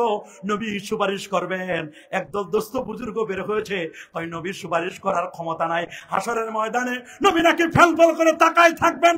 না না না দোস্ত না, আল্লাহ নবীর রওজা মুবারকের সামনে রাখা শাফাআতি লিআলিল কাবায়ের মিন উম্মতি, আমার উম্মতের যারা কবিরা গুনাহ করবে রে, আমি রাসূল বলে দিয়েছেন, আমি রাসূল তার নিজে সুপারিশ করে করে জান্নাতে নিয়ে যাব। নবীর শাফাত আমরা পাইতে চাই কি চাই না? এ বাবা চাই, হাত তুলে দেখান না। নারে তাকবীর, নারে রিসালাত। কি রাসূলুল্লাহর শাফাত চাই না? কি বলেন চাই? নাকি নবী ফেল করে তাকায় থাকবেন, নবীর নাকি কোনো খবরে থাকবে না? এইরকম গোস্তাখিমূলক বেয়াদবিমূলক কথা তারাই বলতে পারে যাদের অন্তরে নবীর প্রেম নাই, যাদের অন্তরে নবীর ভালোবাসা নাই, তারাই এই কথা বলে। আছে না এরকম? কি এ একদল আছে না নাই? আমি চাই না কারো নাম আমরা বলবো না, কারো সমালোচনা আমরা করতে চাই না। আপনারা ওদের কথায় কান দেবেন। সহিহুল বুখারীর বর্ণনা, নবীজি আরশে আজিমের সেখানে মাকামে মাহমুদের সিজদায় করে থাকবেন।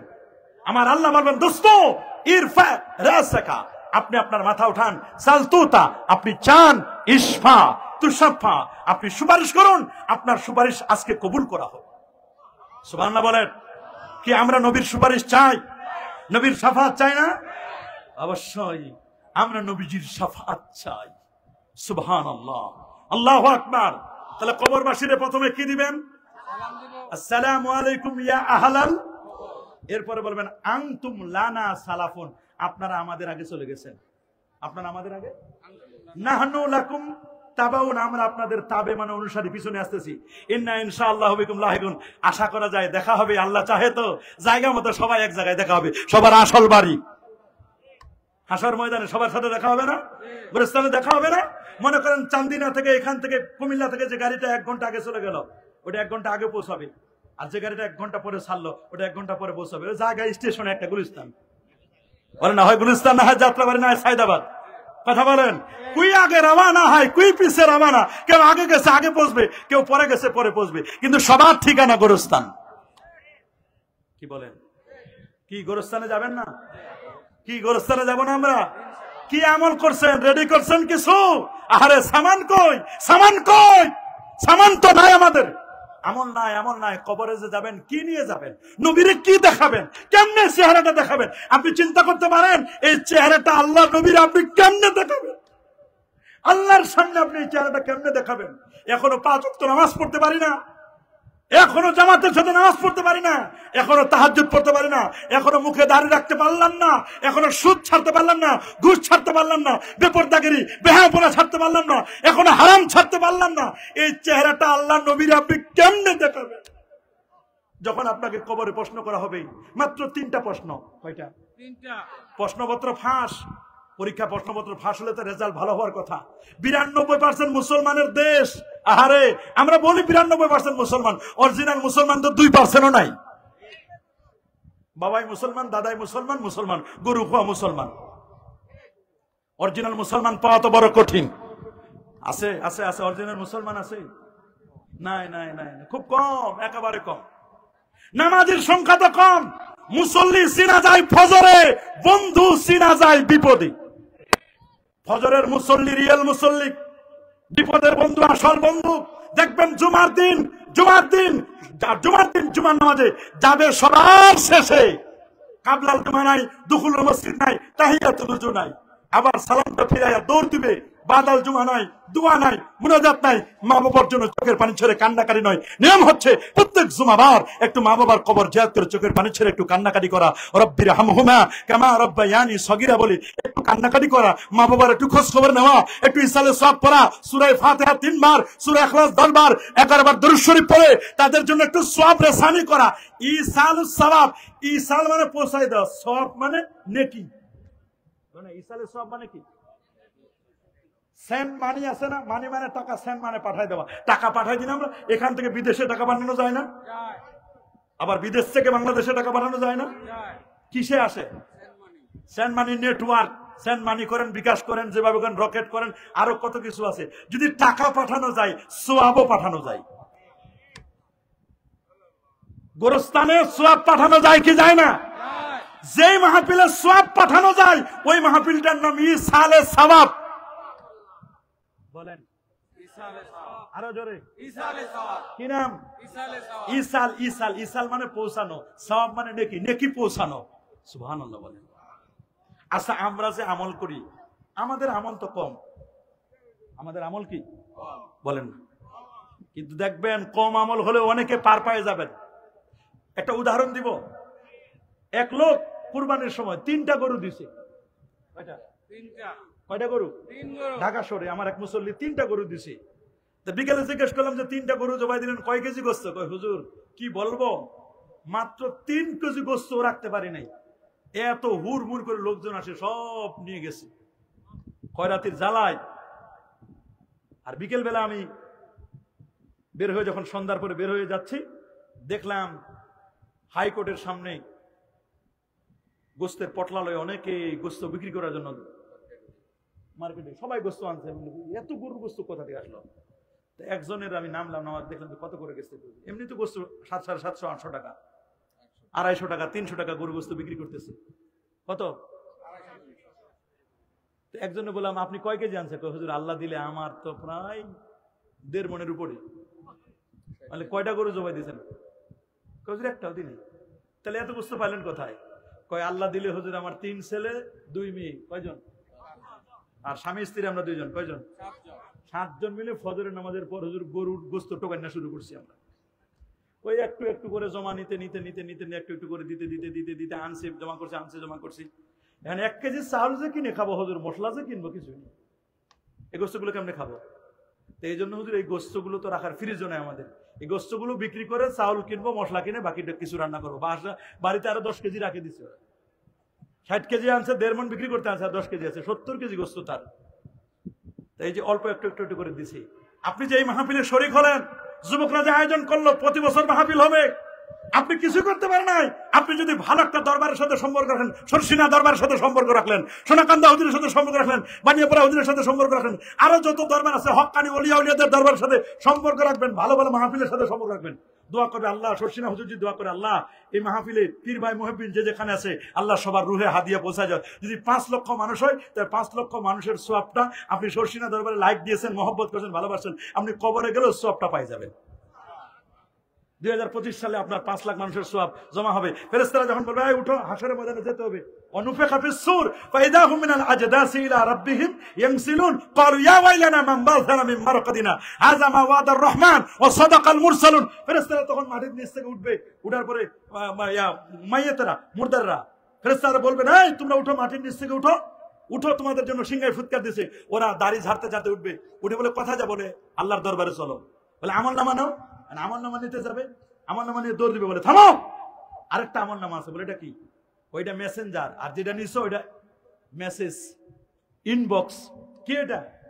ইনবক্সে আপনার নিজের গুলো জমা হয়, আর মেসেঞ্জারে বন্ধু বান্ধব পাঠায়। কিছু পাঠায় না? বন্ধু বান্ধব পাঠায় না? ছবি পাঠায়, কেরাত পাঠায়, গজল পাঠায়, ভালো জিনিস পাঠায়। বলে মানুষেরা সব পাঠাইছে, বলে দেখা যায় নিজে আমল করছে কম, কিন্তু আরেকজনের যেটা মেসেঞ্জার মানুষ পাঠাইছে ওটা তুলে দেখে উঠাইতে পারে না, এত ভার এত ওয়েট। বলে এগুলো তো আমি করি না আমল, বলে এগুলো তোমার বন্ধু বান্ধবরা পাঠাইছে। ওই যে মণিপুরের যুব সমাজ এরা ওই ইসালে সব করছে, হুজুর আসে দোয়া করে দিয়েছে, এই দোয়াগুলো তোমার আমল নামায় খবরে আমরা পাইছি। আল্লাহু আকবার বলেন। এর আগের বছর পাইছে, ঈদগাহে দোয়া হবে, দোয়া পাবে। শশিনা গেছে, দোয়া হয়েছে, পাইছে। মানিয়াবার গেছে, সোনাকান্দা হুজুর দরবারে গেছে, ওইখানে দোয়া করছে, পাইছে। এরকম আবার আড়াই বাড়ি গেছে, ধামতি গেছে, অমুক জায়গা গেছে, যত দরবার আছে দরবারগুলোতে গেছে, দোয়া পাইছে। এই যে একটু একটু করে সব নিয়ে নিয়ে নিয়ে নিয়ে দেখবেন নিজে যে আমল করছেন তাতে মানুষ যেগুলো দিচ্ছে ওগুলো বেশি। দেখেন না, নিজে 3 গরু কুরবানি দিয়ে গোস্ত কয় কেজি, আর একটা গরুও কুরবানি দেয় না, ওর কত 70 কেজি, প্রায় 2.5 মণ গোস্ত। দেখছেন কারবার।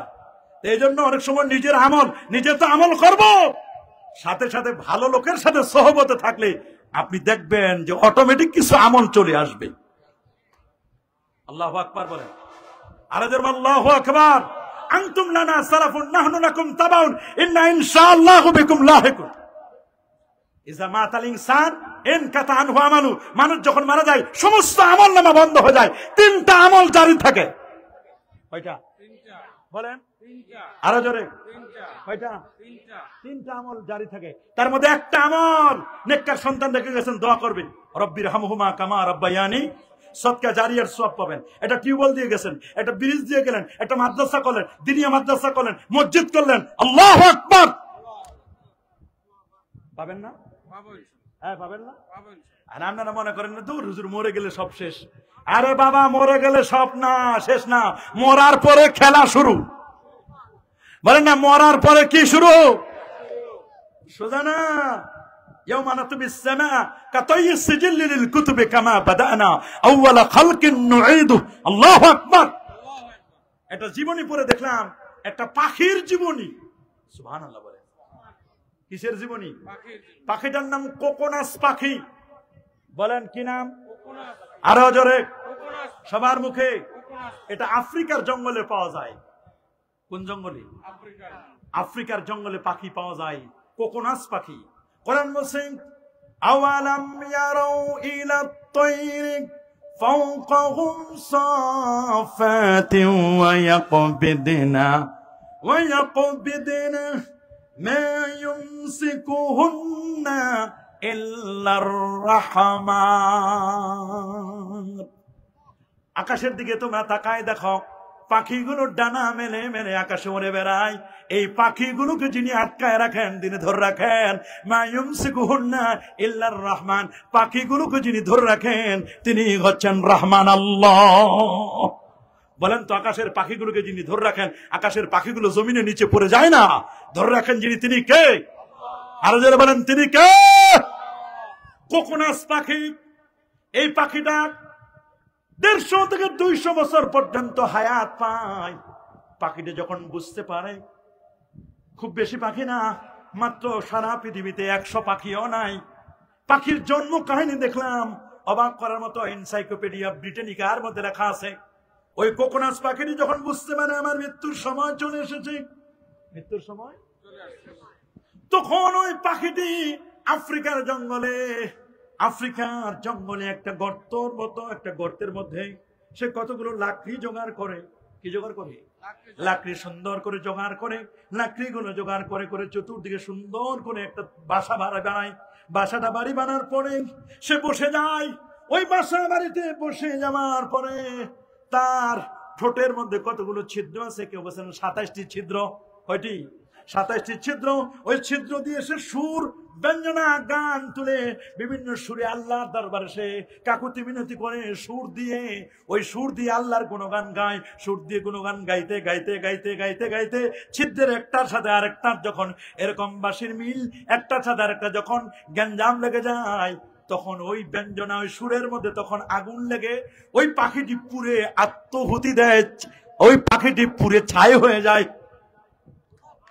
পাখিটি পুড়ে কি 40 দিন পর ওই ছায়ের উপর বাতাস, ওই ছায়ের উপর একটা পানি হয়, বৃষ্টি হয়। বৃষ্টি হলে ওই ছাই, পাখিটি যেখানে পুড়ে ছাই হয়ে গেল, ওই ছাই হওয়া পাখির যে ছাইগুলো, ওই ছাইগুলোতে যখন বৃষ্টির পানি পড়ে, বৃষ্টির পানি পড়লে ওইখান থেকে অটোমেটিক একটা ডিম জন্ম নেয়। ডিম জন্ম নিলে ওই ডিম থেকে একটা পাখি, আবার আরেকটা পাখি জন্ম নেয়। বাবারে, এই পাখিটা, এটা আল্লাহ তাআলা বুঝাই দিলেন, দেখো রে মানুষ, মরে যাওয়ার পরে ইয়াউমা নাতুবিস সামাআ কাতাইয়িস সিজিল্লি লিল কুতুবি কামা বাদানা আউওয়ালা খালকিন নুইদ। পাখিটা মারা যাওয়ার পরে মরে গিয়েও শেষ নয়, ওখান থেকে আরেকটা পাখি জন্ম নেয়। যদি একটা পাখি পুড়ে ছাই হওয়ার পরে আবার যদি সেখান থেকে একটা পাখি জন্ম নিতে পারে, মানুষ মারা যাওয়ার পরে আমার আল্লাহ আবার মানুষকে জিন্দা করবে, করবে কিনা? আরো যারা বলেন জিন্দা করবে কিনা? অবশ্যই। ইজা উকবিরাল মাইয়িতু আতাহু মালাকানে আসওয়াদানে আজরাকান ফায়ুকালু লিআহাদিহিমাল মুনকার ওয়াল আখার ওয়ান নাকির। মুনকার নকির তাকে উঠাবেন, ওঠার পরে তাকে তিনটা প্রশ্ন করবেন, জিজ্ঞেস করবেন, মান রব্বুক, তোমার রব কে? ওয়া মান নবিয়ুক, তোমার নবী কে? ওয়া মা দীনুক, তোমার দ্বীন কে? রব সম্পর্কে জিজ্ঞেস করবেন। আল্লাহু আকবার। সৃষ্টির পরেও জিজ্ঞেস করছেন, আলাস্তু বিরাব্বিকুম, আমি তোমাদের রব নই? আবার আল্লাহ তাআলা সূরা ফাতিহায় শুরুতে বললেন আলহামদুলিল্লাহি রাব্বিল আলামিন। আবার সূরা নাস সবার শেষ সূরা, ওখানে আল্লাহ তাআলা জানাই দিলেন কুল আউযু বিরাব্বিন রব। রব সব জায়গায় আছেন, রব্বুল আলামিন যিনি। আবার কবরেও প্রশ্ন হবে, মান রব্বুক, তোমার রব কে? আল্লাহু আকবার। আমার রব কে? আরো জোরে বলুন। তাবারাকাল্লাযী বিয়াদিহিল মুলক ওয়া হুয়া আলা কুল্লি শাইইন কাদির। আল্লাহু আকবার। সেই রব তিনি, যিনি বিশাল আসমান আর জমিন সৃষ্টি করেছেন। তাবারাকাল্লাযী, সেই বরকতময় আল্লাহ, বিয়াদিহিল মুলক, যার হাতে সবকিছু। সুবহানাল্লাহ বলেন। বিয়াদিহিল মুলক, সবকিছু তার হাতে। বিয়াদিহিল মুলক ওয়া হুয়া আলা কুল্লি শাইইন কাদির, প্রত্যেকটা বিষয়ের ক্ষমতাবান তিনি। সুবহানাল্লাহ বলেন। আল্লাযী খালাকাল মাউতা ওয়াল হায়াতা, যিনি জীবন এবং মৃত্যু দান করেছেন। জীবন মৃত্যু দিয়েছেন কে? আল্লাহ। আল্লাহ বলেন না, জীবন মৃত্যু দান করেছেন কে? আল্লাহ। মরে যেতে হবে, কেউ চিরদিন থাকতে পারবো? কি বলেন বাবা, পারবো? কেউ চিরদিন থাকতে পারবো না।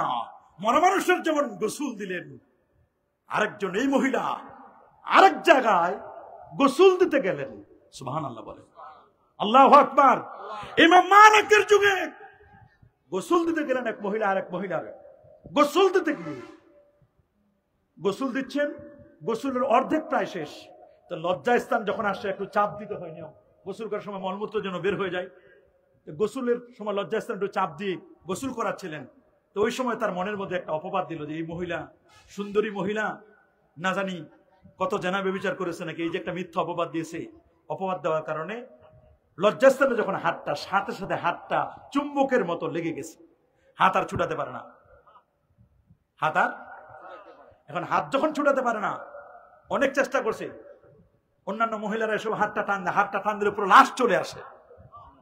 আল্লাহু আকবার বলেন।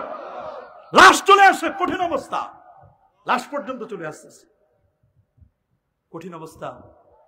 এখন গোসল কমপ্লিট করতে পারে না, গোসল কমপ্লিট করতে না পারলে কাফনের কাপড় পরাতে পারছে না, কাপড় পরাতে না পারলে জানাজা হচ্ছে না, জানাজা দিতে না পারলে দাফন হচ্ছে না। সারাটা দিন চলে গেল, রাত চলে গেল। কোনোতে কোনো আলেম ওলামাদেরকে ডাকলেন, কেউ কোনো সিদ্ধান্ত দিতে পারে না। এক পর্যায়ে আলেম ওলামারা বললো, কেউ যদি না জানে, এটা সিদ্ধান্ত দিতে না পারে, সিদ্ধান্ত দিতে পারবেন ইমাম মালিক রাহমাতুল্লাহ আলাইহি, যিনি ইমাম ও দারিল হিজরা। আল্লাহু আকবার। মুয়াত্তার লেখক ইমাম মালিক, যিনি মদিনা শরীফে এমন কোন, মদিনা শরীফে যখন তিনি চলতেন, এ বাবা, মদিনার মাটিতে যখন হাঁটতেন, কোনদিন জুতা পায়ে দিয়ে তিনি হাঁটেন নাই, এত মুআদ্দাব ছিলেন তিনি। জিজ্ঞেস করেন, আল্লাহ নবী মদিনা শরীফে হাঁটেন, আমি কি এত বড় বিয়াদবি করবো? ওই জায়গায় আমি জুতা পায়ে দিয়ে হাঁটবে, এত বড় বিয়াদবি আমি করতে চাই না। আল্লাহু আকবার। দোতলা বিল্ডিং এ তিনি উঠতেন না, এমন আদব বলা ছিলেন। ইমাম মালিক রাহমাতুল্লাহি আলাইহি, ওনাকে বলা হলো, ইমাম মালিক বলেন কি বলবো? উনি চক্ষু বন্ধ করলেন, চক্ষু বন্ধ করার পরে বললেন, এই নাও লাঠি। ওই যেই মহিলা হাতটা ওখানে লেগে গেছে, তোমরা হয়তো বা মহিলা কোনো অপবাদ দিয়েছে, তোমরা যাও, এই নাও লাঠি, লাঠি নিয়ে তাকে 80টা বেত্রাঘাত করো। কয়টা? 80টা। দেখো তো, চেষ্টা করে দেখো তো, 80টা বেত মারবা। যদি হাত ছুটে যায় তাহলে বুঝবা যে এটাই হয়েছে। মহিলা রাজি কিনা? বলে হ্যাঁ। মহিলা 80 কেন, 100 দিলে রাজি আছি, 160 দিলেও রাজি, হাতটা ছুটানো দরকার, কঠিন বিপদ। কেউ বলছে হাত কেটে দাও, হাত কেটে তাকে জানাজা দিয়ে দাও। এখন হাত যদি এটা কাটতে যাবার আরেকটাও যদি লাগে যায়, বড় কঠিন বিপদ, কঠিন বিপদ। এক পর্যায়ে লাঠি আনা হলো, পিটাতে লাগলেন, 1 2 3 দিতে দিতে দিতে 10 20 30 40 50 60 70 71 72 73 74 75 76 77, হাত তো ছুটে না। আর বাকি কয়টা? 77 দিয়েছে, 78 79 80, আর 3টা বাকি। এখন 3টা লাঠি ব্যাত মারবেন, আল্লাহর কি মেহেরবানি, 78 হলো, 79 হলো, হালকা হয়ে যাচ্ছে, হালকা হয়ে যাচ্ছে। 80তম বাড়িটা মারার সাথে সাথে হাত ছুটে গেল। আল্লাহু আকবার বলেন। আপনি চিন্তা করতে পারবেন না। এই জন্য রাসূল বলে দিয়েছেন, মৃত ব্যক্তিদের সমালোচনা করা যাবে না। বলেন, মৃত ব্যক্তিদের সমালোচনা করা যাবে? বলেন, সমালোচনা করা যাবে? সমালোচনা করা যাবে না। আল্লাহ নবীর এক সাহাবী মারা গেলেন, ফেরেশতারা উপর থেকে নামতেছে। আল্লাহ নবী তখন তাবুকে, সাহাবী মারা গেছে মদিনা শরীফে 617 কিলোমিটার দূরে। কত? হঠাৎ করে দেখেন সূর্যটা আড়ালে হয়ে যাচ্ছে, খালি আড়াল হয়ে যাচ্ছে, সূর্য দেখা যাচ্ছে না। জিবরিল আমিনকে জিজ্ঞেস করলেন, আল্লাহ নবী, জিবরিল কি হয়েছে? বলে, হুজুর আপনার এক সাহাবী মারা গেছে, মুয়াবিয়া। কি নাম? আমিরে মুয়াবিয়া না, অন্য মুয়াবিয়া। উনি মারা গেছেন। বলে, হ্যাঁ। বলে, তাতে কি হয়েছে? বলে, ফেরেশতারা নাজিল হচ্ছে। ফেরেশতারা যখন হাজার হাজার লাখ লাখ ফেরেশতা নাজিল হচ্ছে তার জানাজা অংশগ্রহণ করার জন্য। সূরা ইখলাসের তাফসিরে কবিরের মধ্যে এই ঘটনাটি আনা হয়েছে। সূরা ইখলাসের তাফসির, কুল হুয়াল্লাহু আহাদের তাফসিরে। সুবহানাল্লাহ বলে। তো বলে, ও ফেরেশতা আসতেছে, এই জন্য সূর্য আড়ালে চলে যাচ্ছে। বলে, হ্যাঁ। তো ফেরেশতারা হাজার হাজার ফেরেশতা আসবে, আর আমি নবী 617 কিলোমিটার দূরে, তা আমি তার জানাজা পড়বো না? সুবহানাল্লাহ বলেন। আচ্ছা, জিবরিল জিজ্ঞেস করতে চাই, ওই সাহাবী কি আমল করত? বলে, হুজুর, ওই সাহাবীর আমল ছিল সূরা ইখলাস পড়তো। কি পড়তো? সূরা ইখলাসকে বেশি মহব্বত করত। বুখারী শরীফে একটা হাদিস আসছে, এক সাহাবী নামাজের ইমামতি করত, প্রত্যেক নামাজে যা সূরা পড়ে পড়ুক, কিন্তু শেষে সূরা ইখলাসটা পড়বে। সুবহানাল্লাহ বলে। এলাকার লোকজন মিলে সবাই রাসূলুল্লাহর কাছে বিচার দিয়েছে, হুজুর এমন ইমাম দিলেন সূরা ইখলাসের। হুজুর কি? হুজুর প্রত্যেক রাকাতে হুজুর সূরা ইখলাস পড়বে, যত সূরা পড়ে পড়ে সূরা ইখলাস ছাড়া ওটা ওনার কমন, ওটা পড়বি। নবীজি জিজ্ঞেস করলেন, কি হয়েছে? বলে, হুজুর আমি তো এটা ভালোবাসি। সিফাতুর রহমান, এটা আল্লাহর সিফাতের কথা আছে। কুল হুয়াল্লাহু আহাদ আল্লাহুস সামাদ লাম ইয়ালিদ ওয়া লাম ইউলাদ ওয়া লাম ইয়াকুল লাহু কুফুয়ান আহাদ। আমার এই সূরাটা খুব ভালো লাগে, আমার আল্লাহর সাথে সম্পর্ক। আল্লাহ তাআলা তার দোস্তরে জানাই দিলেন, বস্তুকে জানাই দিলেন, ওকে বলেন যে আল্লাহও তোমারে ভালোবাসে। তো জিবরিল আমিন বলে, হুজুর আপনি নামাজ পড়বেন? বলে, হ্যাঁ পড়তে চাই। বলে, কেমনে যাব আমি এই শর্ট টাইমে? হুজুর লাগবে না, আপনার সামনে আমরা লাশ রেখে দিব, আপনি জানাজা পড়াবেন। ফেরেশতারা পিছনে হাজার হাজার। নবীজি তারও জানাজা পড়াইছিলেন, গায়েবানা জানাজা। আল্লাহু আকবার। নবীর কাছে তার গায়েব না, মানে নবীর কাছে তার অনুপস্থিত, নবীর সামনে উপস্থিত ছিল। আল্লাহু আকবার। মাটি সংকুচিত করে দিল, 617 কিলোমিটারের মাটি নবীর সামনে এনে দিল। আল্লাহু আকবার বলেন। তাহলে চিন্তা করতে পারেন, জানাজা অংশগ্রহণ করবেন। আমি আজকে সাবজেক্ট ঠিক করে আনলাম একটা, এখানে আসে তখন দেখতেছি কবরবাসীদের স্মরণে। আমি চিন্তা করলাম যে কবর সম্পর্কে একটু কথা বলি। কবর সম্পর্কে কথা বলতে বলতে 11টা তো দূরের কথা, 11:15 বাজে গেছে। আমি মূল যে আলোচনা করতে চাইছিলাম,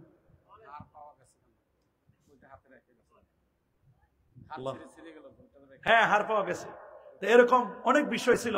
তো ওইদিকে আর পর যেহেতু সূরা লোকমান থেকে তেলাওয়াত করছিলাম, যে কোরআন ও বিজ্ঞান নিয়ে কিছু কথা বলতে চাইছিলাম। আলিফ লাম মিম, সুবহানাল্লাহ বলে। সূরা লোকমানের তেলাওয়াত করছি, শুধু একটু সংক্ষেপে বলে দিচ্ছি। আলিফ লাম মিম আল্লাহু আ'লামু বিমুরাদিহি বিহি। আলিফ লাম মিমের অর্থ একমাত্র কেবলমাত্র আল্লাহ সুবহানাহু ওয়া তাআলাই জানেন। সুবহানাল্লাহ। তো রাসূল আকরাম সাল্লাল্লাহু আলাইহি ওয়াসাল্লাম বসা 60 জন 70 জনের একটা কাফেলা ইহুদি, ওরা আসলে নবীর কাছে। ওরা বলছে যে হুজুর আমরা তো আপনার ধর্মে দীক্ষিত হতে চাই, আপনি একটু আপনার ধর্ম সম্পর্কে বলেন, কোরআন সম্পর্কে একটু বলেন। তা আল্লাহ নবী তখন তেলাওয়াত করে শোনায় দিলেন সূরাতুল বাকারা, আলিফ লাম মিম যালিকাল কিতাবু লা রাইবা ফি। আলিফ লাম মিম শুনান, বলছে ঠিক আছে আর তেলাওয়াত লাগবে না, বুঝে ফেলেছি, আমরা আইছিলাম যে উদ্দেশ্যে, এখন আর ইসলামের দীক্ষিত হব না। বলে, কেন? কয় আপনি তেলাওয়াত করেন আলিফ লাম মিম, আমরা বুঝে ফেলেছি। কি বুঝলাম? কয় আপনার ধর্মটা টিকবে মাত্র 71 বছর। কত বছর? ফাতাবাসসামা রাসূলুল্লাহ সাল্লাল্লাহু আলাইহি ওয়াসাল্লাম, আল্লাহ নবী মুস্কি হাসি দিলেন, বলে কেমনে তোমরা 71 মিলাইলা? কয় আপনি যে একটু আগে তেলাওয়াত করেন আলিফ লাম আর মিম, তা আমরা তো এগুলোর মান নির্ণয় করছি, আবজাদ হাইয়া জুত্তি কালমান শাহবাজ মান নির্ণয় করছি। আলিফের মান হলো 1, লাম হলো 30, মিম হলো 40, 40 আর 30 70, আর আলিফ 1 71। 71 ঘন্টা নেই নাই, মিনিট নেই নাই, সেকেন্ড নেই নাই, দিন নেই নাই, মাস নেই নাই, আমরা 71 বছর সবচেয়ে বড় নেছি। তা আপনার ধর্ম টিকবে 71 বছর, তো 71 বছর পর আমরা যাবো কোথায়? আপনিও থাকবেন না, আপনার আল্লাহ থাকবে না, কিছুই থাকবে না, আমরা যাবো কোথায়? আমরা আপনার ধর্মে দীক্ষিত হবে না, হব না আমরা। নবী মুস্কি হাসি দিলেন, বলেন তোমরা মনে করছো আমার কাছে খালি আলিফ লাম মিম আছে আর নাই? আর কি আছে? আপনি তো আলিফ লাম মিম তেলাওয়াত করেন, বলে আরো আছে। কি? নবী তেলাওয়াত করলেন, আলিফ লাম রা কিতাবুন আনসালনাহু ইলাইকা লিতুখরিজান নাসা মিনাজ যুলুমাতি ইলান নূর। ওরা বলল থামেন, আগের 71 বছর যোগ করলেন, এবার আলিফ লাম আর রা। আলিফের মান হলো 1, লামের মান হলো 30, রায়ের মান হলো 200। আগের 71 আর 230 আর 1 231, 71 প্লাস 231। বলে আর আছে? বলে হ্যাঁ আরো আছে। বলে আমরা কি যোগফল টোটাল করবো? বলে না, টোটাল করা যাবে না, আরো আছে। নবীজি তেলাওয়াত করলেন, তাহা মা আরসালনা আলাইকাল কুরআন লিতাশকা। আরে বন্ধু থামুন, আমরা একটু যোগ করে নেই। নবী বলেন না না না, এখন যোগ করবে না রে, আমি কেবলমাত্র শুরু করলাম। বলে আর আছে নাকি? বলে হ্যাঁ আছে। নবী বললেন তাসিন মিম। নবীজি বললেন ঠিক আছে তোমরা যোগ করো। বলে হ্যাঁ আমরা যোগ করে ফেলছি, টোটাল করবো। বলে না আরো আছে। বলে আর কি আছে? নবী বললেন আলিফ লাম মিম সাদ। ওরা বললো থামেন, আমরা যোগ করিনি। বলে আমরা কি টোটাল করবো? বলে না না না আরো আছে। বলে আর কি আছে? কাফ হা ইয়া আইন সাদ যিকরু রাহমাতি রাব্বিক। বলে থামো, আমরা আর একটু যোগ করে নি। বলে না না যোগফল করবা না, আরো আছে। বলে আর কি আছে? তাসিন মিম। বলে থামেন, যোগ করে নি। বলে আর আছে নাকি? বলেন হ্যাঁ আছে। ইয়াসিন ওয়াল কুরআনিল হাকিম ইন্নাকা লামিনাল মুরসালিন আলা সিরাতিম মুস্তাকিম। ওরা বলল থামেন, আমরা যোগ করিনি। নবী বলেন না না কোনো যোগ করা যাবে না। কাফ আল কুরআনিল মাজিদ নুন ওয়াল কলম ওয়া মা ইয়াসতুরুন। এভাবে বলতে বলতে বলতে বলতে ওরা বলল মুহাম্মদ আপনার কোরআনটা যে কত বছর টিকবে, আপনার আল্লাহ যে কত বছর টিকবে, এটা একমাত্র আপনি জানেন আর আপনার আল্লাহ জানেন। আমরা তো হিসাব নিকাশ করে কোনো দিশা পাই না। আল্লাহু আকবার বলেন। তিলকা আয়াতুল কিতাবিল হাকিম। সুবহানাল্লাহ। এগুলো কোরআনের যত ভার্সেস, যত আয়াত, সবগুলো হলো বিজ্ঞানসম্মত। কোরআনে এমন কোনো কিছু বাকি নাই। জিওলজির কথা কোরআনে আছে, প্রাণী জগতের কথা নাই? হ্যাঁ বাবা নাই।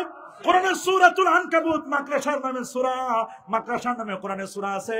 আল্লাহর কোরআন আছে সূরাতুন নামল, পিপিলিকার নামে সূরা সূরাতুন নাহল, মৌমাছির নামে সূরা। ছোটকালে আমরা পড়েছি মৌমাছি মৌমাছি কথা যাও নাচি নাচি, দাঁড়াও না একবার ভাই। মৌমাছি বলে ওই ফুল ফোটে বনে, যাই মধু আহরণে, দাঁড়াবার তো সময় আমার নাই। কোরআন কি চমৎকার করে বলে দিয়েছেন, ওয়া আওহা রাব্বুকা ইলান নাহলি আন ইত্তাখিযি মিনাল জিবালি বুয়ুতা ওয়া মিনাশ শাজারি ওয়া মিম্মা